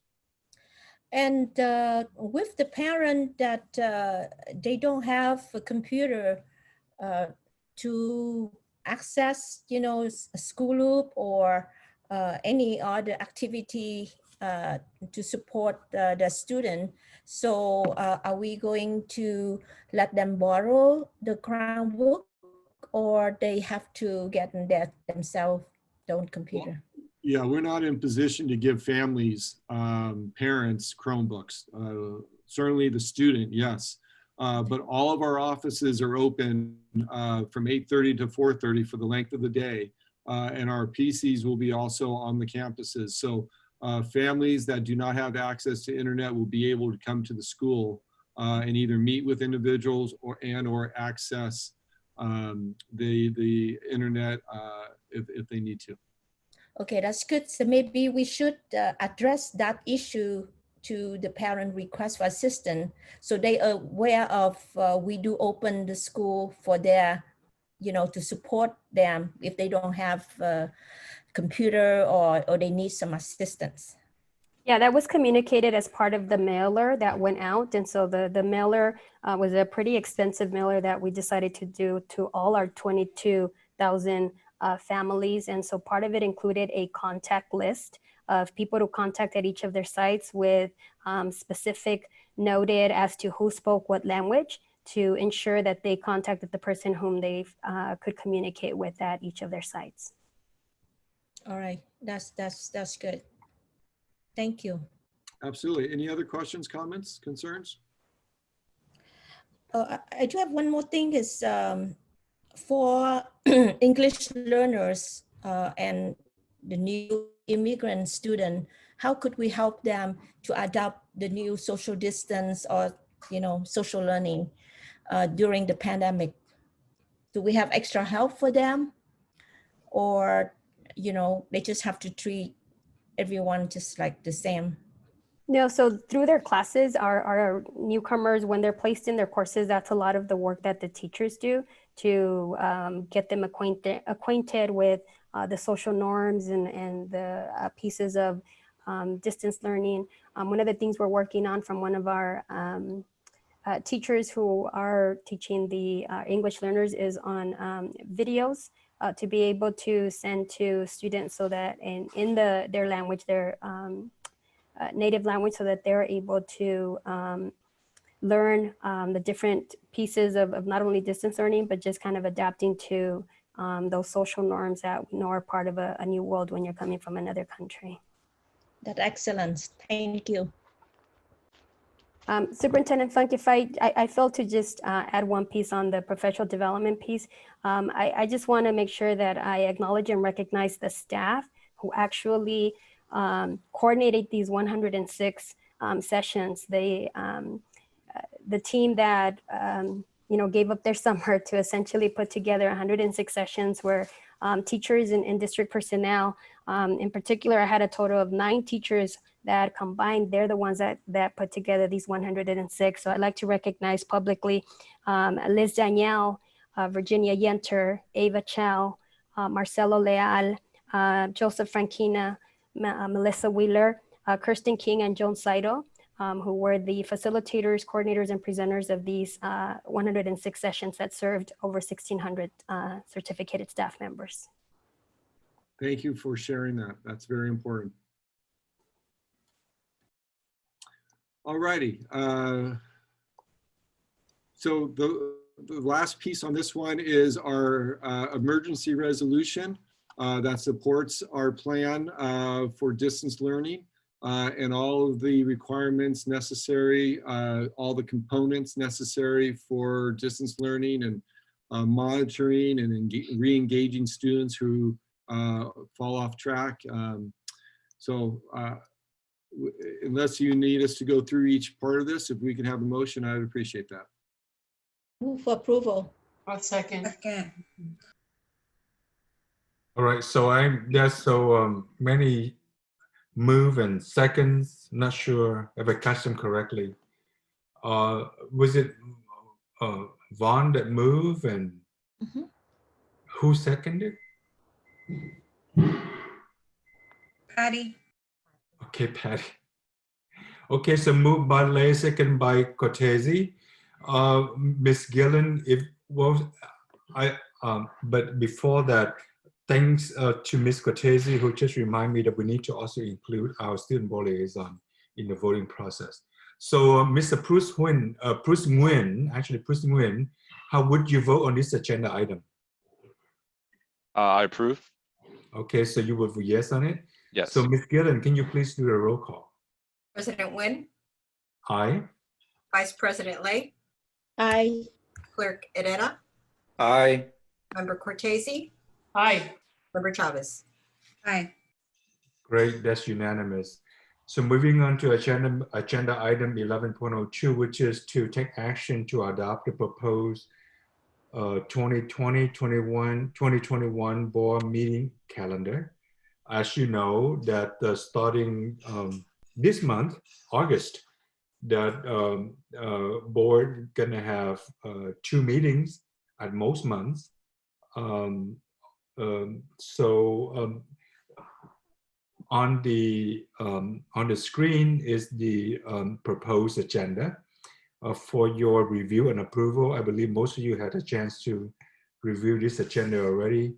Now just a matter of whether you making a request for changes, or we just gonna go ahead and approve it as is. Because we have approved others, I didn't have a chance to compare what's different from this one versus earlier ones, and just haven't had a chance to go through my calendar with all of these dates again. Well, like always, if there's a conflict that comes up, we can always adjust. Move for Okay. approval. Move for I'll approval. second. The move by Lay, second by Cortese, with the understanding that if there's any conflict, we can discuss. Adjust. Yeah. All right. So our symbol liaison, Bruce Nguyen, how are you voting on this agenda item? I vote yes. All right. So Ms. Gillen? President Nguyen, Aye. Vice President Lay, Aye. Clerk Herrera, Aye. Member Cortese, Aye. Member Chavez. Aye. Okay, great. Thank you. Next on the agenda is the presentation, discussion, or action regarding learning continuity and attendance plan. Ms. Marquez. Thank you, Board. Again, Teresa Marquez, Associate Superintendent for Ed Services. And what I bring to you with this particular item is just an update for you to be aware of the requirement that has now been placed upon us as a result of Senate Bill 98, which is the development and submission of the Learning Continuity and Attendance Plan, which I will be referring to with the letters LCP. Because of the Senate Bill 98, as I mentioned, we're required to adopt a learning continuity and attendance plan by September 30th. There will be no action required. This is just for you to be informed as to what those various components are and the work that we'll have to engage in as a result of this new requirement. As I mentioned, this will have to be approved by the district at 2 separate meetings. So the first meeting would require a hearing for public comment and feedback, and then it will need to be adopted by the board at a second meeting, and this will have to happen during the September board meetings. Once the plan has been approved by the local educational agency or the district, we would have to submit to the county within 5 days. Any Next slide, questions please. or comments from board members? There's a few other slides, if you don't mind. I just wanted to give the Okay, overview go ahead. Yes, here. sorry about that. And so there is a timeline that we must adhere to. And so this was actually a timeline that has been put together for assistance to districts by the Santa Clara County Office of Education. There's a lot of information here that I don't expect you to obviously be able to see and pull out, but I have pulled out key items. So if we go to the next slide, you'll be able to see that of greatest importance here are some key components of that timeline.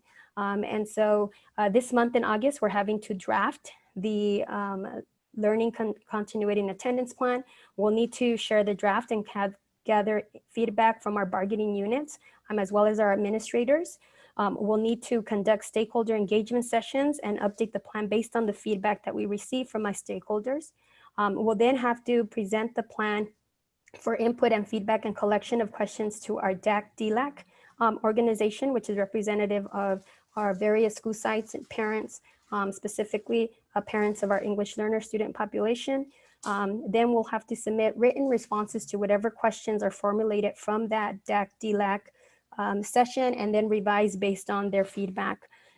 We'll have to, as I mentioned, then hold a public hearing at one of the September board meetings and then bring it back at a second for board adoption. And once that happens, we'll have to submit. So I wanted to just pull out some of the key elements from that very massive timeline for you to see what our process will be as we engage in the development and ultimate adoption and submission of the LCP. Wanted to share with you just some key components so that you're aware as to what we're being expected to include as part of the plan. The first one is stakeholder engagement. We'll be expected to respond to our efforts in ensuring that we did indeed involve our community members as part of the process and that we did indeed allow them for opportunities to be able to not only give feedback, but also ask questions. We'll have to respond to how we will be providing in-person instructional offerings when it becomes possible to do so. And then So we'll have— Ms. Marcus, question. Yes, sir. So this plan would work ideally in a normal school calendar and environment. With the COVID-19 currently happening, I'm wondering, is there a different so-called threshold for requirement regarding stakeholder engagement and so on, so that you can go forward with this plan? So because most people now, if they do participate, it'll be just through Zoom or some other way. Is there a threshold or requirement that you need to have a number of people participate? No, there's not a set number. We have to demonstrate the effort to include our stakeholders. Zoom sessions are obviously allowed as part of that engagement, given that currently we're not allowed to hold in-person large group organizations. The main component here is the outreach that is done to parents to allow them to have the opportunity, and that could be done via mailers. The way we've done it in the past for other stakeholder engagements during this time of COVID has been by creating flyers and distributing them during the lunch distribution time, as well as sending out various emails for those families and making phone calls. Our parent community involvement specialists have been very active in actually picking up the phone and calling our families to offer them opportunities and ways to continue to be engaged. And so although we are in the situation that we are in, the expectation is that we do as much as we can to ensure that we're communicating the opportunities for engagement to all our families and community members.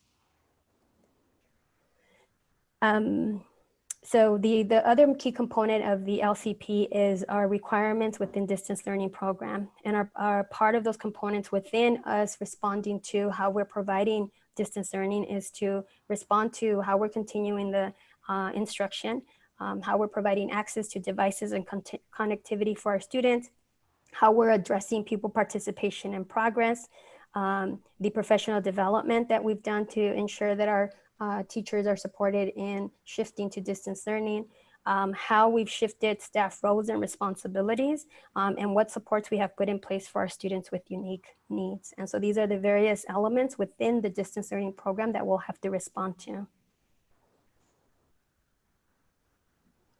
Additionally, as part of this plan, the SB 98 also requires to respond to how we're going to address pupil learning loss, what strategies we're putting in place to ensure that those students who are at higher risk of learning loss, such as our English learners, our foster youth, or other students with exceptional needs, how it is that we're ensuring that they're continuing to get the learning that they may have missed due to the closures back in the spring.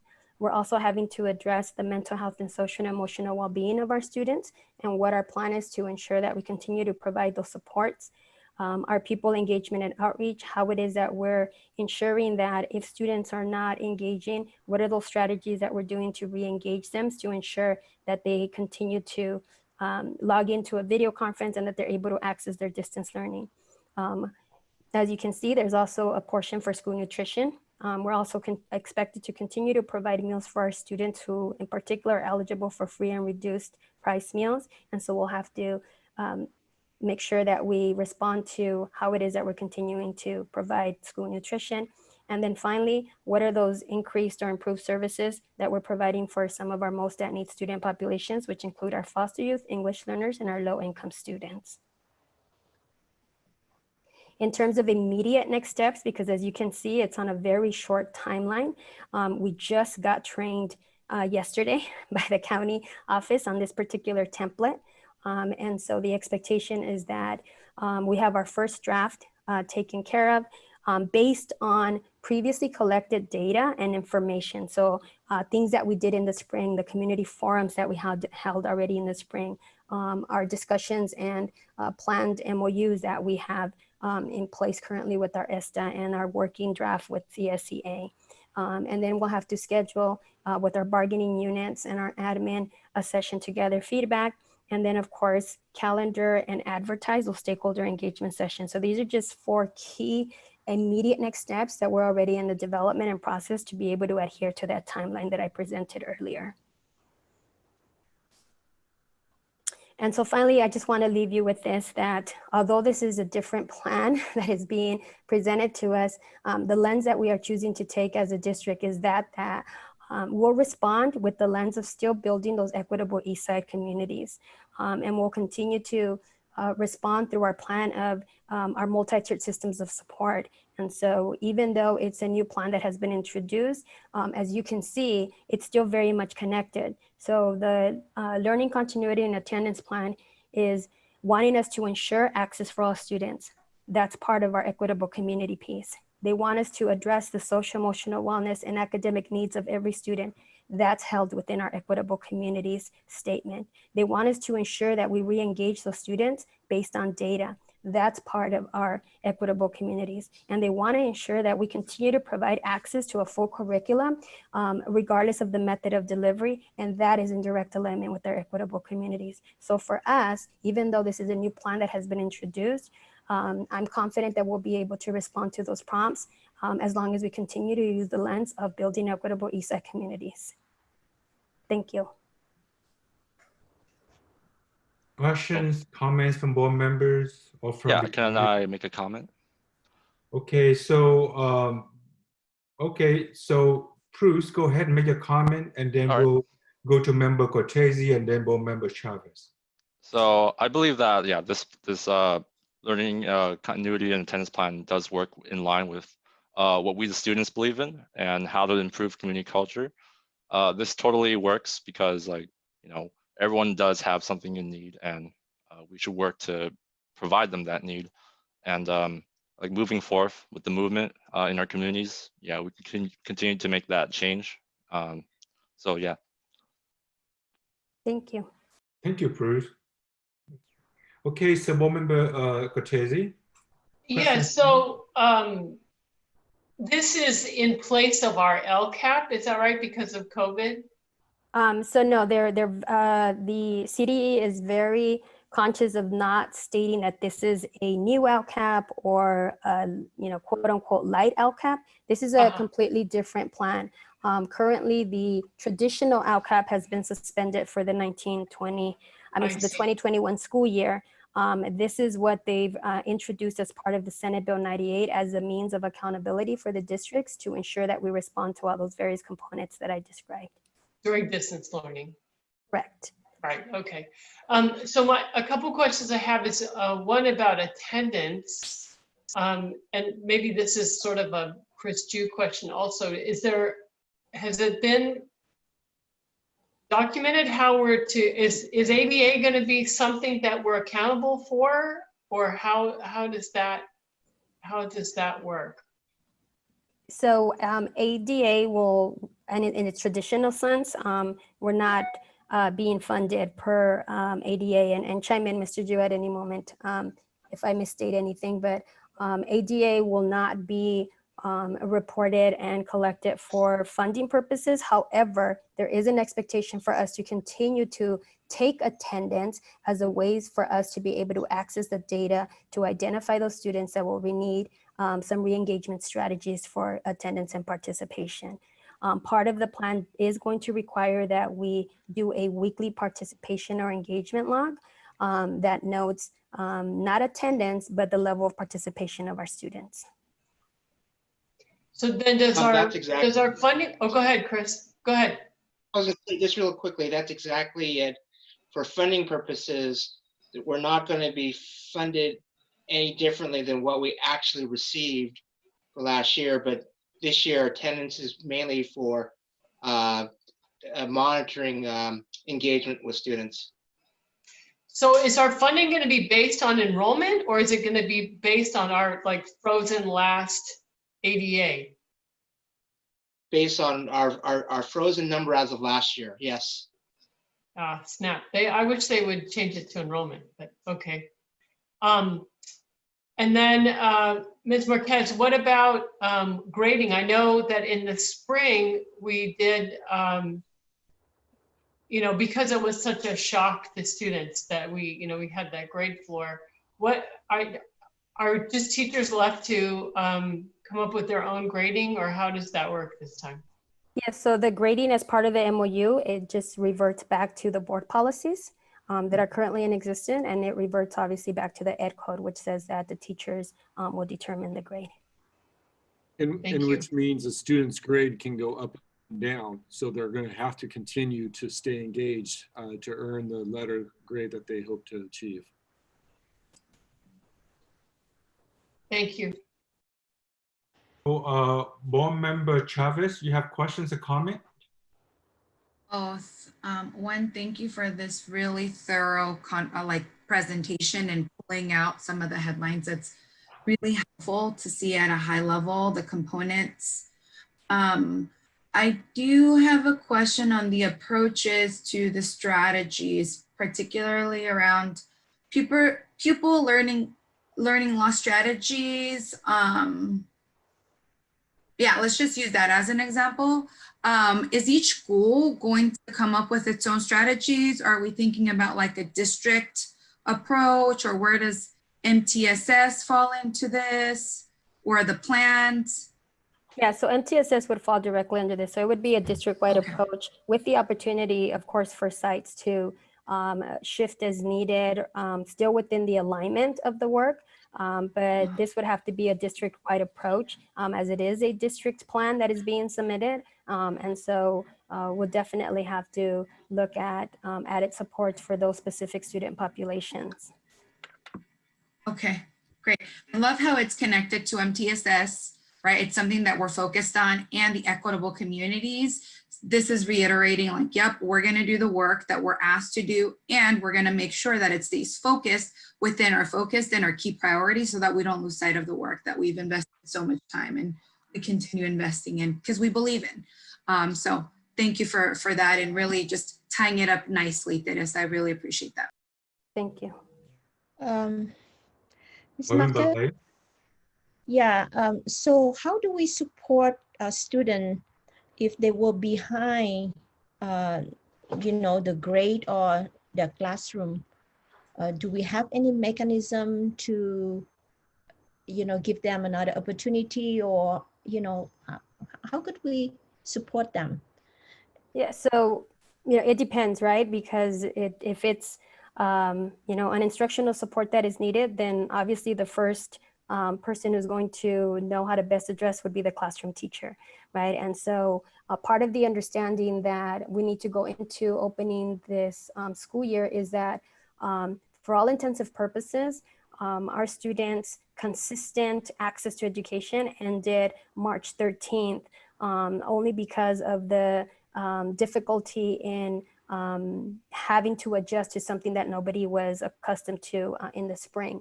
And so teachers will have to come in and assess through formative assessments, through diagnostics assessments, to look at where are the students and how is it that I'm going to work with them to get them to a level where they could have mastery and proficiency on the essential skills. It's going to require teachers to look at their teaching approaches differently. It can't be something where now I start on chapter 1 and I go through chapter 12. We're going to have to truly identify those essential skills and content that are going to be essential for the kids to be able to understand, for them to find success not only in that current course, but in the next level. And so it may require teachers to do some review the first grading period to assess where students are and then work with them, as our equitable community statement says, to be able to identify where the strengths are, what their areas of growth are, and then scaffold and support, in the setting that they are. And it's not an easy task, right? It's easily said, but teachers are having to learn how to deliver content, skills, and build community within a distance learning setting, while ensuring how to respond to the social emotional needs that students are going to bring with them. COVID-19 has been identified now as a trauma for all our community. And so where before possibly a student had not had any adverse childhood trauma or experience, now they all do. And they've experienced it at different levels. So we're going to have to be responsive to those particular needs. And teachers are going to definitely going to have to work to identify where are the gaps and how is it that I work to fill them, which is, a task that's going to be difficult, but we plan to support them with professional development. And if you remember seeing the schedule, that importance of that Wednesday aligned collaboration across the district is really going to be important for us to continue to support our teachers in being able to do that. Great. I also wondering that, for those classes like art class, dance class, or photography classes, sometimes that the student at home, they would not have this equipment, or they don't have the space for them to, look into the computer and follow with the teacher. So how can we accommodate those, things that help our students? Yeah, so you'd be amazed. I actually got a video from one of the dance teachers to show me an example of how she was able to continue to have her students demonstrate their dance performance, through video, through different forms of expression. And so our teachers are actually really creative and innovative in looking at different ways to continue to provide that full access to the curriculum. Our music teachers, those teachers teaching guitar, are figuring out different ways to be able to continue to engage their students. We're providing guitars and keyboards to students so that they're able to continue to access those various courses.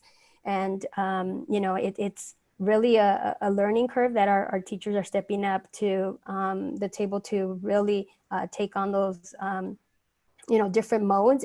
But it is going to require, like I said, an adjustment, right? So where potentially in a supervised in-person setting, in a cooking class, I'd be able to, supervise my students cooking something. It may have to be a simulation. It may have to be a video where students are reflecting on the process as opposed to actually doing it. And hopefully once we get to an opportunity or a place where it's safer for our community and we can engage in some sort of hybrid approach, those will be some of the courses that we will definitely address and look at, bringing back for some opportunities. But of course, that's in the later phases. But what the teachers are finding right now and working collaboratively with our subject area coordinators is identifying the various different ways that they can continue to provide experience for our students in a distance learning setting. And it's looking like, in the science, for example, they're looking at how do we do, simulations of labs so that kids can continue to have that experience of the scientific methods and the inquiry of phenomena. And for those classes has a lab, like a chemistry labs. So how the student can learn, with the, just their vision, through the, the courses and through the computer, right? So they would not have a hands-on experience for the labs, right? Not necessarily in the traditional sense, but there's a lot of different, like I mentioned, creative ways. Some of our migrant ed students over the summer participated in a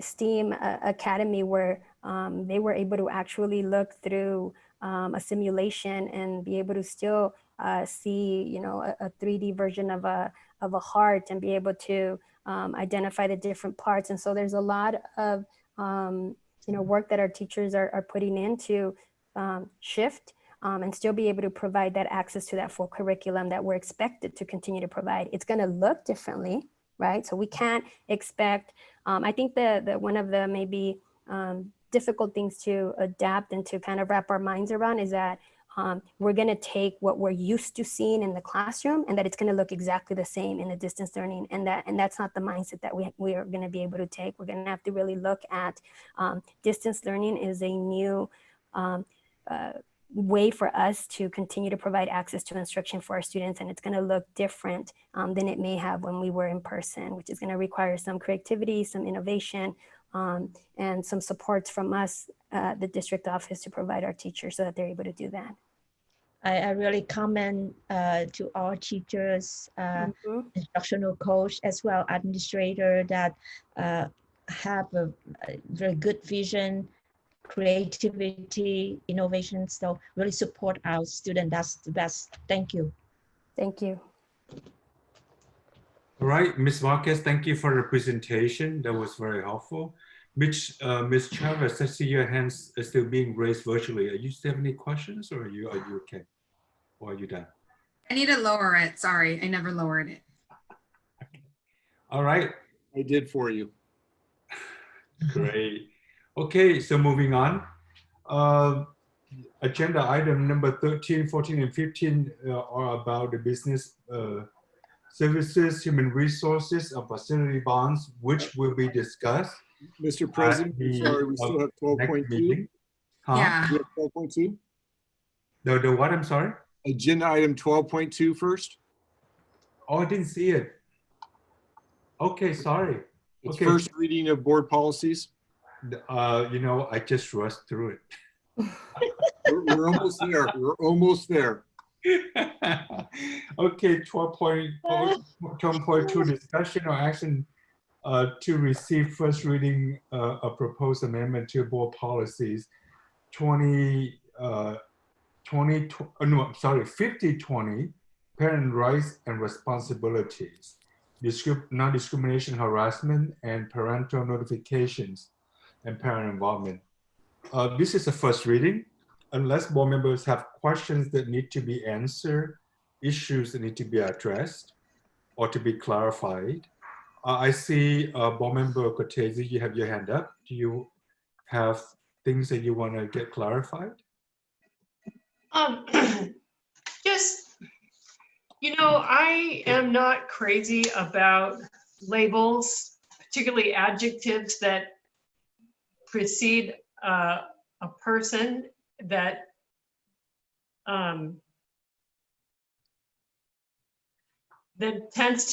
we want to tend to identify people by that, and I find that problematic. The whole LEP, limited English proficient parents and guardians. I would much rather us, and this is consistent in all of these, all four of these, they use that term.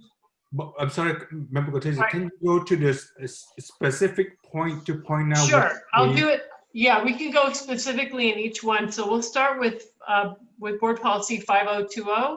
Okay, 5.2. Okay, can you pull it up? Thank you. Yeah, and on page, it's on page 2. Okay. My initial concern is on page 2, I think.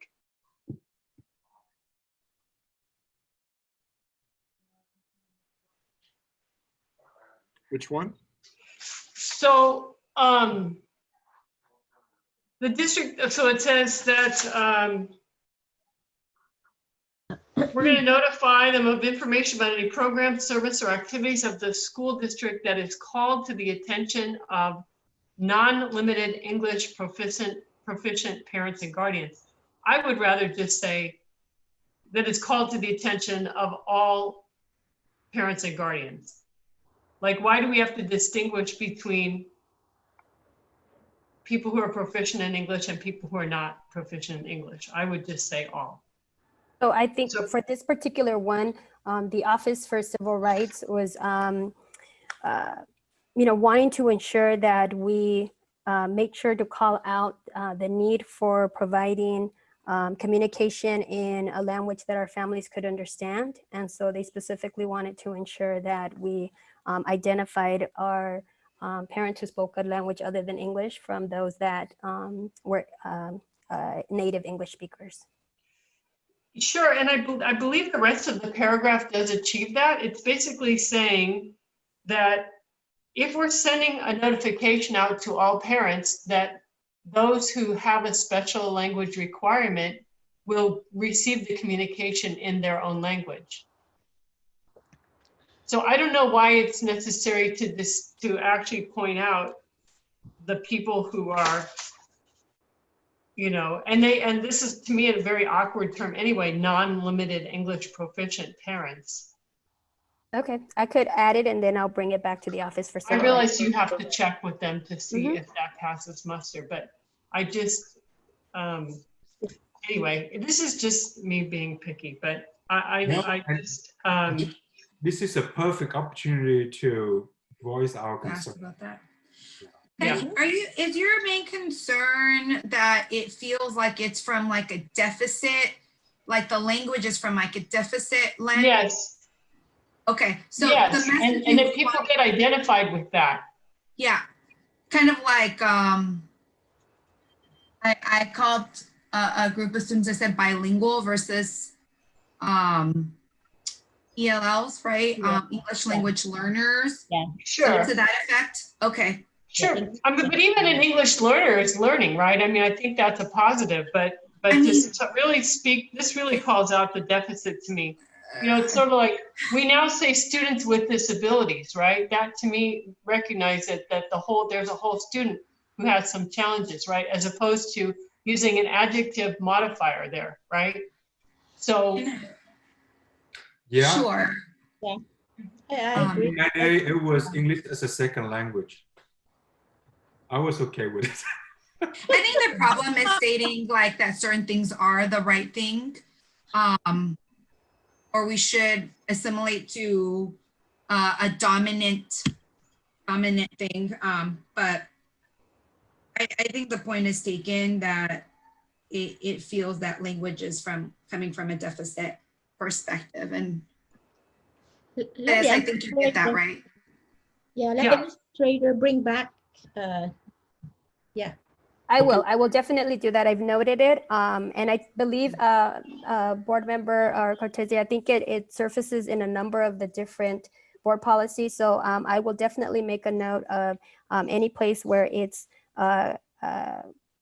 mentioned in the language that is coming from what would be a deficit approach, and I will bring it back to the Office for Civil Rights. So when you have it back for a second reading, we'll be able to have addressed those particular pieces. I also noticed it, thank you for that. I also noticed it in Board Policy 5145.3. On page 2, in the top paragraph, that's actually not even identified as a change. It's not in red, but I would recommend changing that. Noted. Assuming my colleagues are with me on this, I mean, I realize it makes it more cumbersome to read, but I just think it's more honoring to our parents. Anyway. No, That's all. absolutely, board member. We will definitely adjust that language and bring it back for a second reading with the adjusted language. Okay, I'm with you, Member Cortese, because I think. Okay, thank you. All right. Any other board member on this one? Yes. Member Or a Chavez. student. Yes, I have my hand raised. Not necessarily on the content, but something this did raise for me was parent involvement. It's been something that I've been thinking about. I don't know if this is the time to talk about that, or where we can learn more about like the strategies or work that PCs are doing across the district. Would this be the time or space, or because it alludes to involvement and strategies and engagement very high level, but where can we really get in tune with what is actually happening? That's where you can request a future agenda item to talk about specifically what our PCs do and what the district as a whole does to engage our parents. Got it. Okay, great. Thank you. Yep. Great. Any other questions or comments from board members? Nope. Or Bruce? Anything from you, Bruce? Yeah, I understand it. I'm fine. Great, thank you. Okay, well, thank you so much, Assistant Superintendent, Associate Superintendent Marcus. My pleasure, sir. Yeah, Thank you, my pleasure. All right, great. So as I mentioned earlier, business services, human resources, and facility bonds will be discussed at the next board meeting, which is kind of 2 weeks from now. As you know, we have 2 meetings a month instead of once like before. So that will be presented at the next meeting. Next on the agenda is consent calendar. I'll move to approve the consent calendar. Second. Moved by Board Member Cortese and second by Member Herrera to approve the consent calendar. Bruce, questions, comment, or are you? How would you vote on this agenda item? I approve. Okay, great. Thank you, Board Member Ms. Gillen. Can you roll vote? President Nguyen, Aye. Vice President Lay, Aye. Clerk Herrera, Aye. Member Cortese, Aye. Member Chavez. Okay, thank you very much. That's unanimous.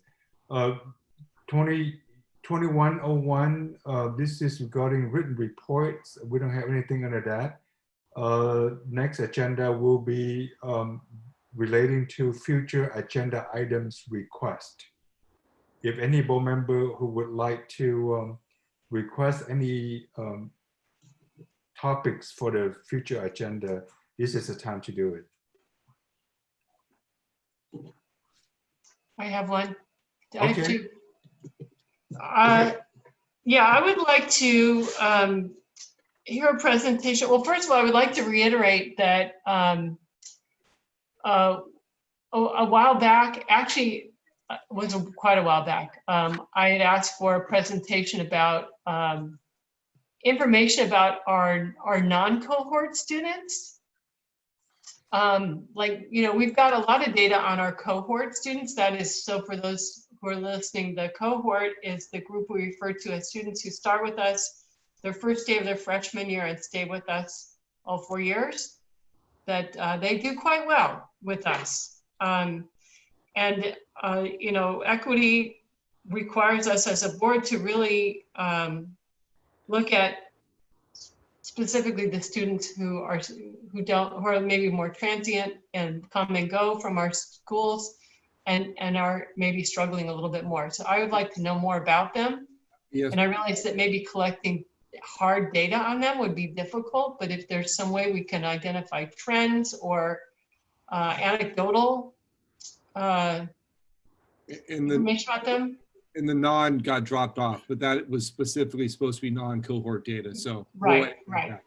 Right. So I really like to hear about that group of students, so we don't lose sight of them. Yep. I'd also like to have a presentation about how our special ed students doing, especially in distance learning.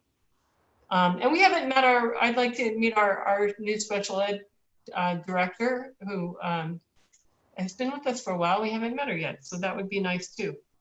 Yeah, as we discussed in closed session, specifically the barriers that our students face and some of the challenges that the district is trying to overcome. Sure. Yep. Please. Yeah. The other thing I would like, and this isn't really a hard request, but if anybody's interested in doing that, I would love to hear some of our distance learning victories, like if people wanted to present, or maybe even students want to present. I know we've enjoyed hearing student presentations for a long time about, some of the things they're doing on their school sites that have a lot to do with activities. Of course, activities are on hold for now, but if students have done really creative projects or teachers have done really creative lesson plans, or just maybe a little montage of, distance learning victories or something, how people are coping in creative ways with distance learning. I think that would be interesting to get a taste of that. Very Anybody, good. I mean, people don't want to do it, it's fine. I like it. I'm interested on that. I think that's really good things. I like that. So that would be more of a volunteer if we had teachers willing exactly. to. Yes. Or Great. yeah, teachers or students who want to share some creative way that they've interfaced with, had made direct distance learning work for them. So. And is it okay with you if we take the marketing plan off, as you've had that report out now by our director? Yes, that's fine. Thank you. Any other board member have any requests for future board agenda items? I like to request to have a presentation or a status of some bond construction project in our district. I know that right now we have some, I think overfell or any other school. So like to see some, status, a presentation. How did it go along? Yeah, that probably more of a written reports than a presentation. But that's just my thinking. I'm not sure. What do you think, Mr. Superintendent? It's whatever the board, we get weekly updates that we can send out, but if the board is interested in a presentation, we can do that too. Yeah, I'd like to have a presentation, please. It's been a while. Okay, anything else? Board Member Chavez? Yeah, I know with the community Wi-Fi, I don't know if this is a presentation, but maybe just a quick update, even of a few words on the community Wi-Fi progress. I want to say Overfelt is now officially up, right, Mr. Funk? Yep. So now we have James Lick, we have Overfelt attendance area that's connected. I want to say YB will be connected by the end of December or something along those lines. Correct. So as things come up, maybe just like some mention. Yeah, I see correct on YB. Thanks, Randy. And so that, and then also what I just mentioned on the parent involvement with the PCs, I think that is going to be extra important with COVID and parents, especially parents who might not understand, the English language, who might need additional support with figuring out what is going on. That could be that could be helpful to know how we're engaging our different groups of parents. Okay. Yeah. Great. Well, thank you, Ronnie, for the response. Sometimes I wonder if staff are listening or it's just dozing off, but it seems like you've been listening. So thank you for the response. You know what? With our new format, we're done by 8:30, so they better be listening. That sounds like it. Okay. All right. So, that's pretty much it. Let's talk about You know what? It is only 8 something. I don't know what to do with the rest of the night. You know, we usually. The board is going back into executive session, Mr. President. You could close the meeting. Okay, well, not yet. Agenda item 2301. You know, usually we don't get to talk about this until like 10:30 or 11 o'clock. Okay, so agenda item 2301, Board of Trustees, communication and comments. Let's start with our least senior board members, Chavez. Can we start with Mr. Funk? We can do that too. Okay, Mr. Funk. Yeah, let's start with Mr. Funk and then we can go. We can go with the least senior. We're the freshest, the freshest I'm not the perspective. least senior, but I'll be glad to go. So as the board and the community is aware, today I sent out our opening school letter highlighting some of the challenges that we face with COVID-19, as well as starting the school year in distance learning. I also highlighted the different phases that we shared tonight in our presentation of how we will reopen. And then I also talked about some of the challenges that we face, particularly with the social justice issues that face not only our nation, but the public school system. And of course, one of the biggest challenges as a district that I believe we face is our structural deficit. And we've been addressing this structural deficit for several years now. And it just seems to me that we are at a place as an organization that we're just stuck and really don't have an answer to how to solve that structural deficit. And the last thing any of us want to do is just to do draconian cuts. And so as I'm starting my 9th year, I realized that we're just at a time of transition for the organization. And I think it's time for me to hand off the baton, leadership baton, to the next leader. And I wanted to make sure that the Board of Trustees had plenty of time to discuss and figure out that transition and what their next steps will be to identify the next leader, next superintendent for Eastside, as well as provide me plenty of opportunity to look for my new position that I will be pursuing. But really, it's an invitation. If I'm one of the main persons that's the sticking point from trying to solve this structural deficit, I want to take my place out of that so that it's an invitation for all stakeholders to come to the table to try to solve this structural deficit once and for all, because I do believe it will always be the elephant in the room, and it will stop the progress that we all want to make on eliminating the structural racism that is in public schools, the policies and practices that are in place that create inequalities for groups of underserved students. And that's some heavy lifting all by itself. And so I make this gesture to, in the best sense, to move the organization forward. So my goal this year, quite frankly, is just to help guide us through this pandemic and through the distance learning, and then hopefully put the organization in place to jump off to the next level with new leadership. So we have an entire year to do work. You know how hard I work, and will continue to do that. But I just want to thank everyone for their commitment to the organization, and not only this board, but the original board that brought me on. I don't think anyone thought I'd be here for 9 years. That's a great run for any superintendent. And I just think it's a natural transition to move on. So with that said, you can count on me to continue to work and help guide the district through this year. Thank you. Thank you. Board Member Chavez, you want to go next? Thank you. Thank you, Mr. Funk, for your ongoing leadership.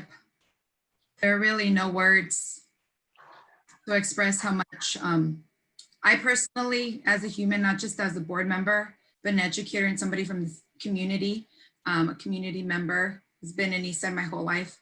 really appreciate the work that you have done these 8 years going into 9. And look forward to working with you this last year and continue working just as hard as, you know, these past 8 years. So I'm really looking forward to this year and continuing that work. Well, we have a whole year to continue the work, so I'm not gonna go on that. So I'll leave that there. This upcoming year is one that I never thought I'd experience of my lifetime with a pandemic and figuring out schooling.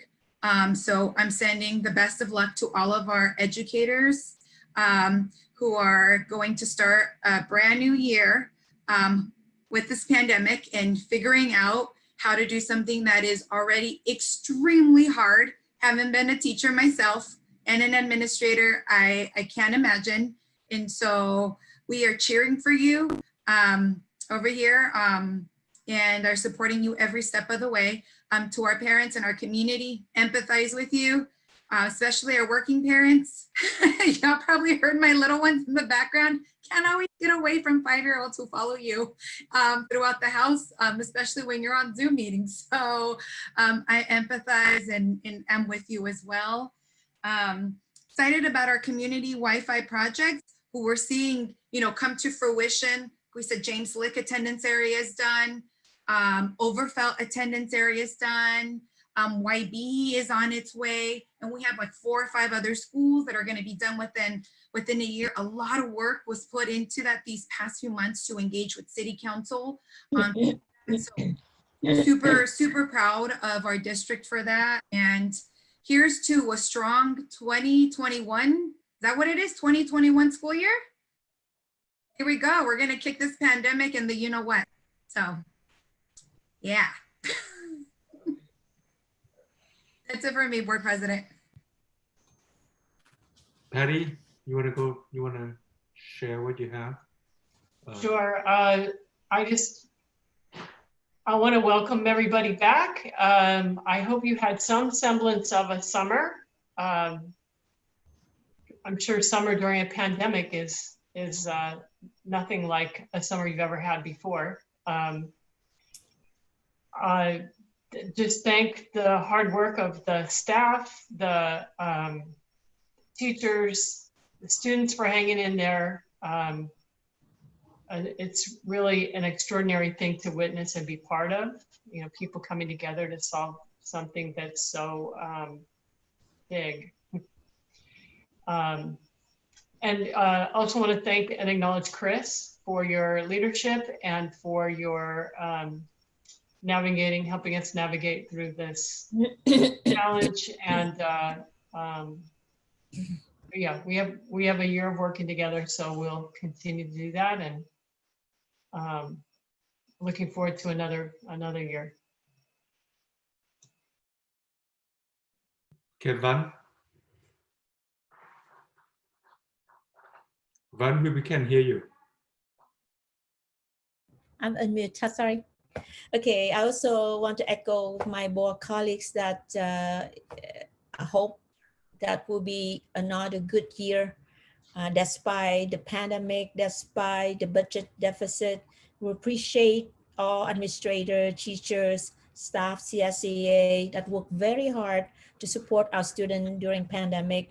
Welcome to our new student board liaison, Bruce, to our board. And also I want to keep praying for everyone's safety and peace. Thank you, Chris Fung, for your leadership. I've been working with you 9 years on the board, so I know that everyone know how hard you work, how commitment that you've been putting in, you know, for this district. We will miss you, but we continue to work with you for another year. So that is something that I'm really treasure, and we are gonna work together for the next year to help solve the deficit. That's something, the priority in my mind. So, and I really thank you all my board colleagues. We worked very hard during the pandemic, and we took a time and I'm really treasure this relationship, and I wish everyone healthy and safe. Thank you. Mr. Herrera, Manuel. I guess I want to say that I really value and trust our East Side leadership team and staff, that we have a really challenging time ahead of us. Nothing has gotten easier. It's gotten exponentially more challenging. Superintendent Funk's, I think, generous decision here that he feels like it serves both him and the district, that he seek his next opportunity, has created a time of transition for all of us in which we can rise to the occasion and meet our challenges. And I'm just grateful for who we are as an East Side family. And beyond that, I had a late lunch, so I didn't have my dinner, and it's really like, you all know me, I need to eat, and I haven't eaten. So I'm struggling right now, to be clear. Thank you. Thank you. Okay, so, welcome, Bruce, to be as our official student board liaison. I want to welcome back the staff and teachers, and I have to say that this COVID-19 is something that we never had experienced before, and I appreciate the teachers and staff and social workers who have been very vigilant throughout this past 6 months that we have dealt and also still learning to deal with this in the most effective way that we can. And Superintendent, Chris, I was one of the first group that interviewed you and hired you alongside with Manuel and with Vaughn. And, we were impressed with you at the very beginning when we first met you, and we're still impressed with you now. So, you've been what I would consider is a transformation leader. You have been creative. You have been an inspirational leader, a creative leader in every sense of a so-called educational leader possible. It's even though you're leaving, but many great initiatives and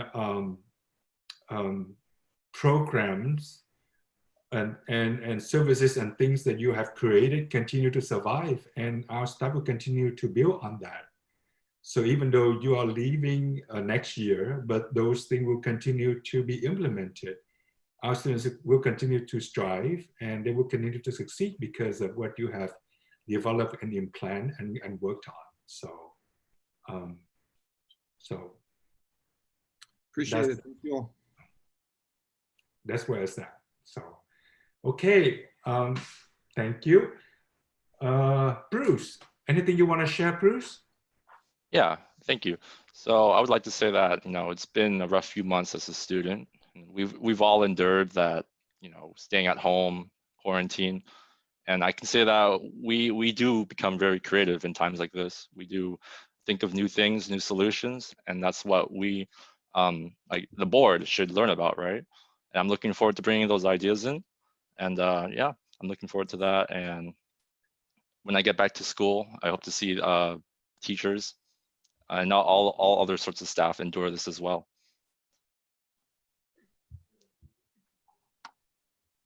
Great.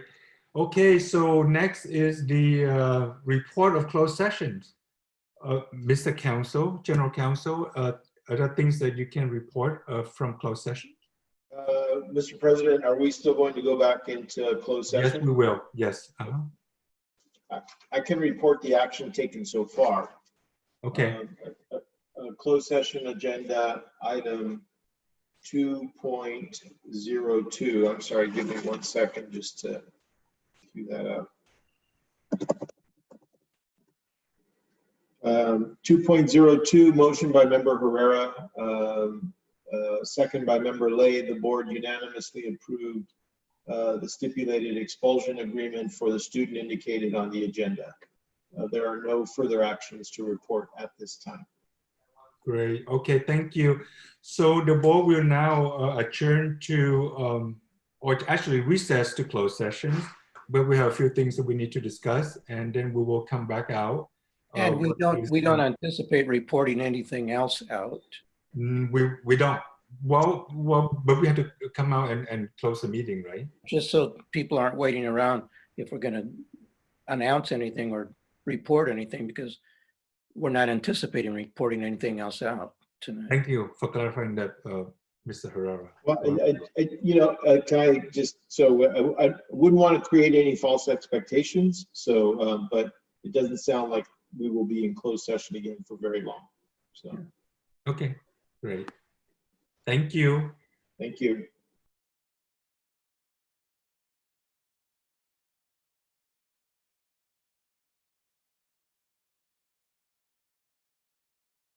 Get in? Yes. Okay. All right. So closed session reporting, General Counsel, you want to report actions from closed session? Yes. Closed session items 2.05 and 2.06. Motion by Member Herrera, second by Member Cortese. The board unanimously approved accepting the resignation of Superintendent Chris Funk. There are no further actions to report. Okay, thank you very much. The board meeting is now. And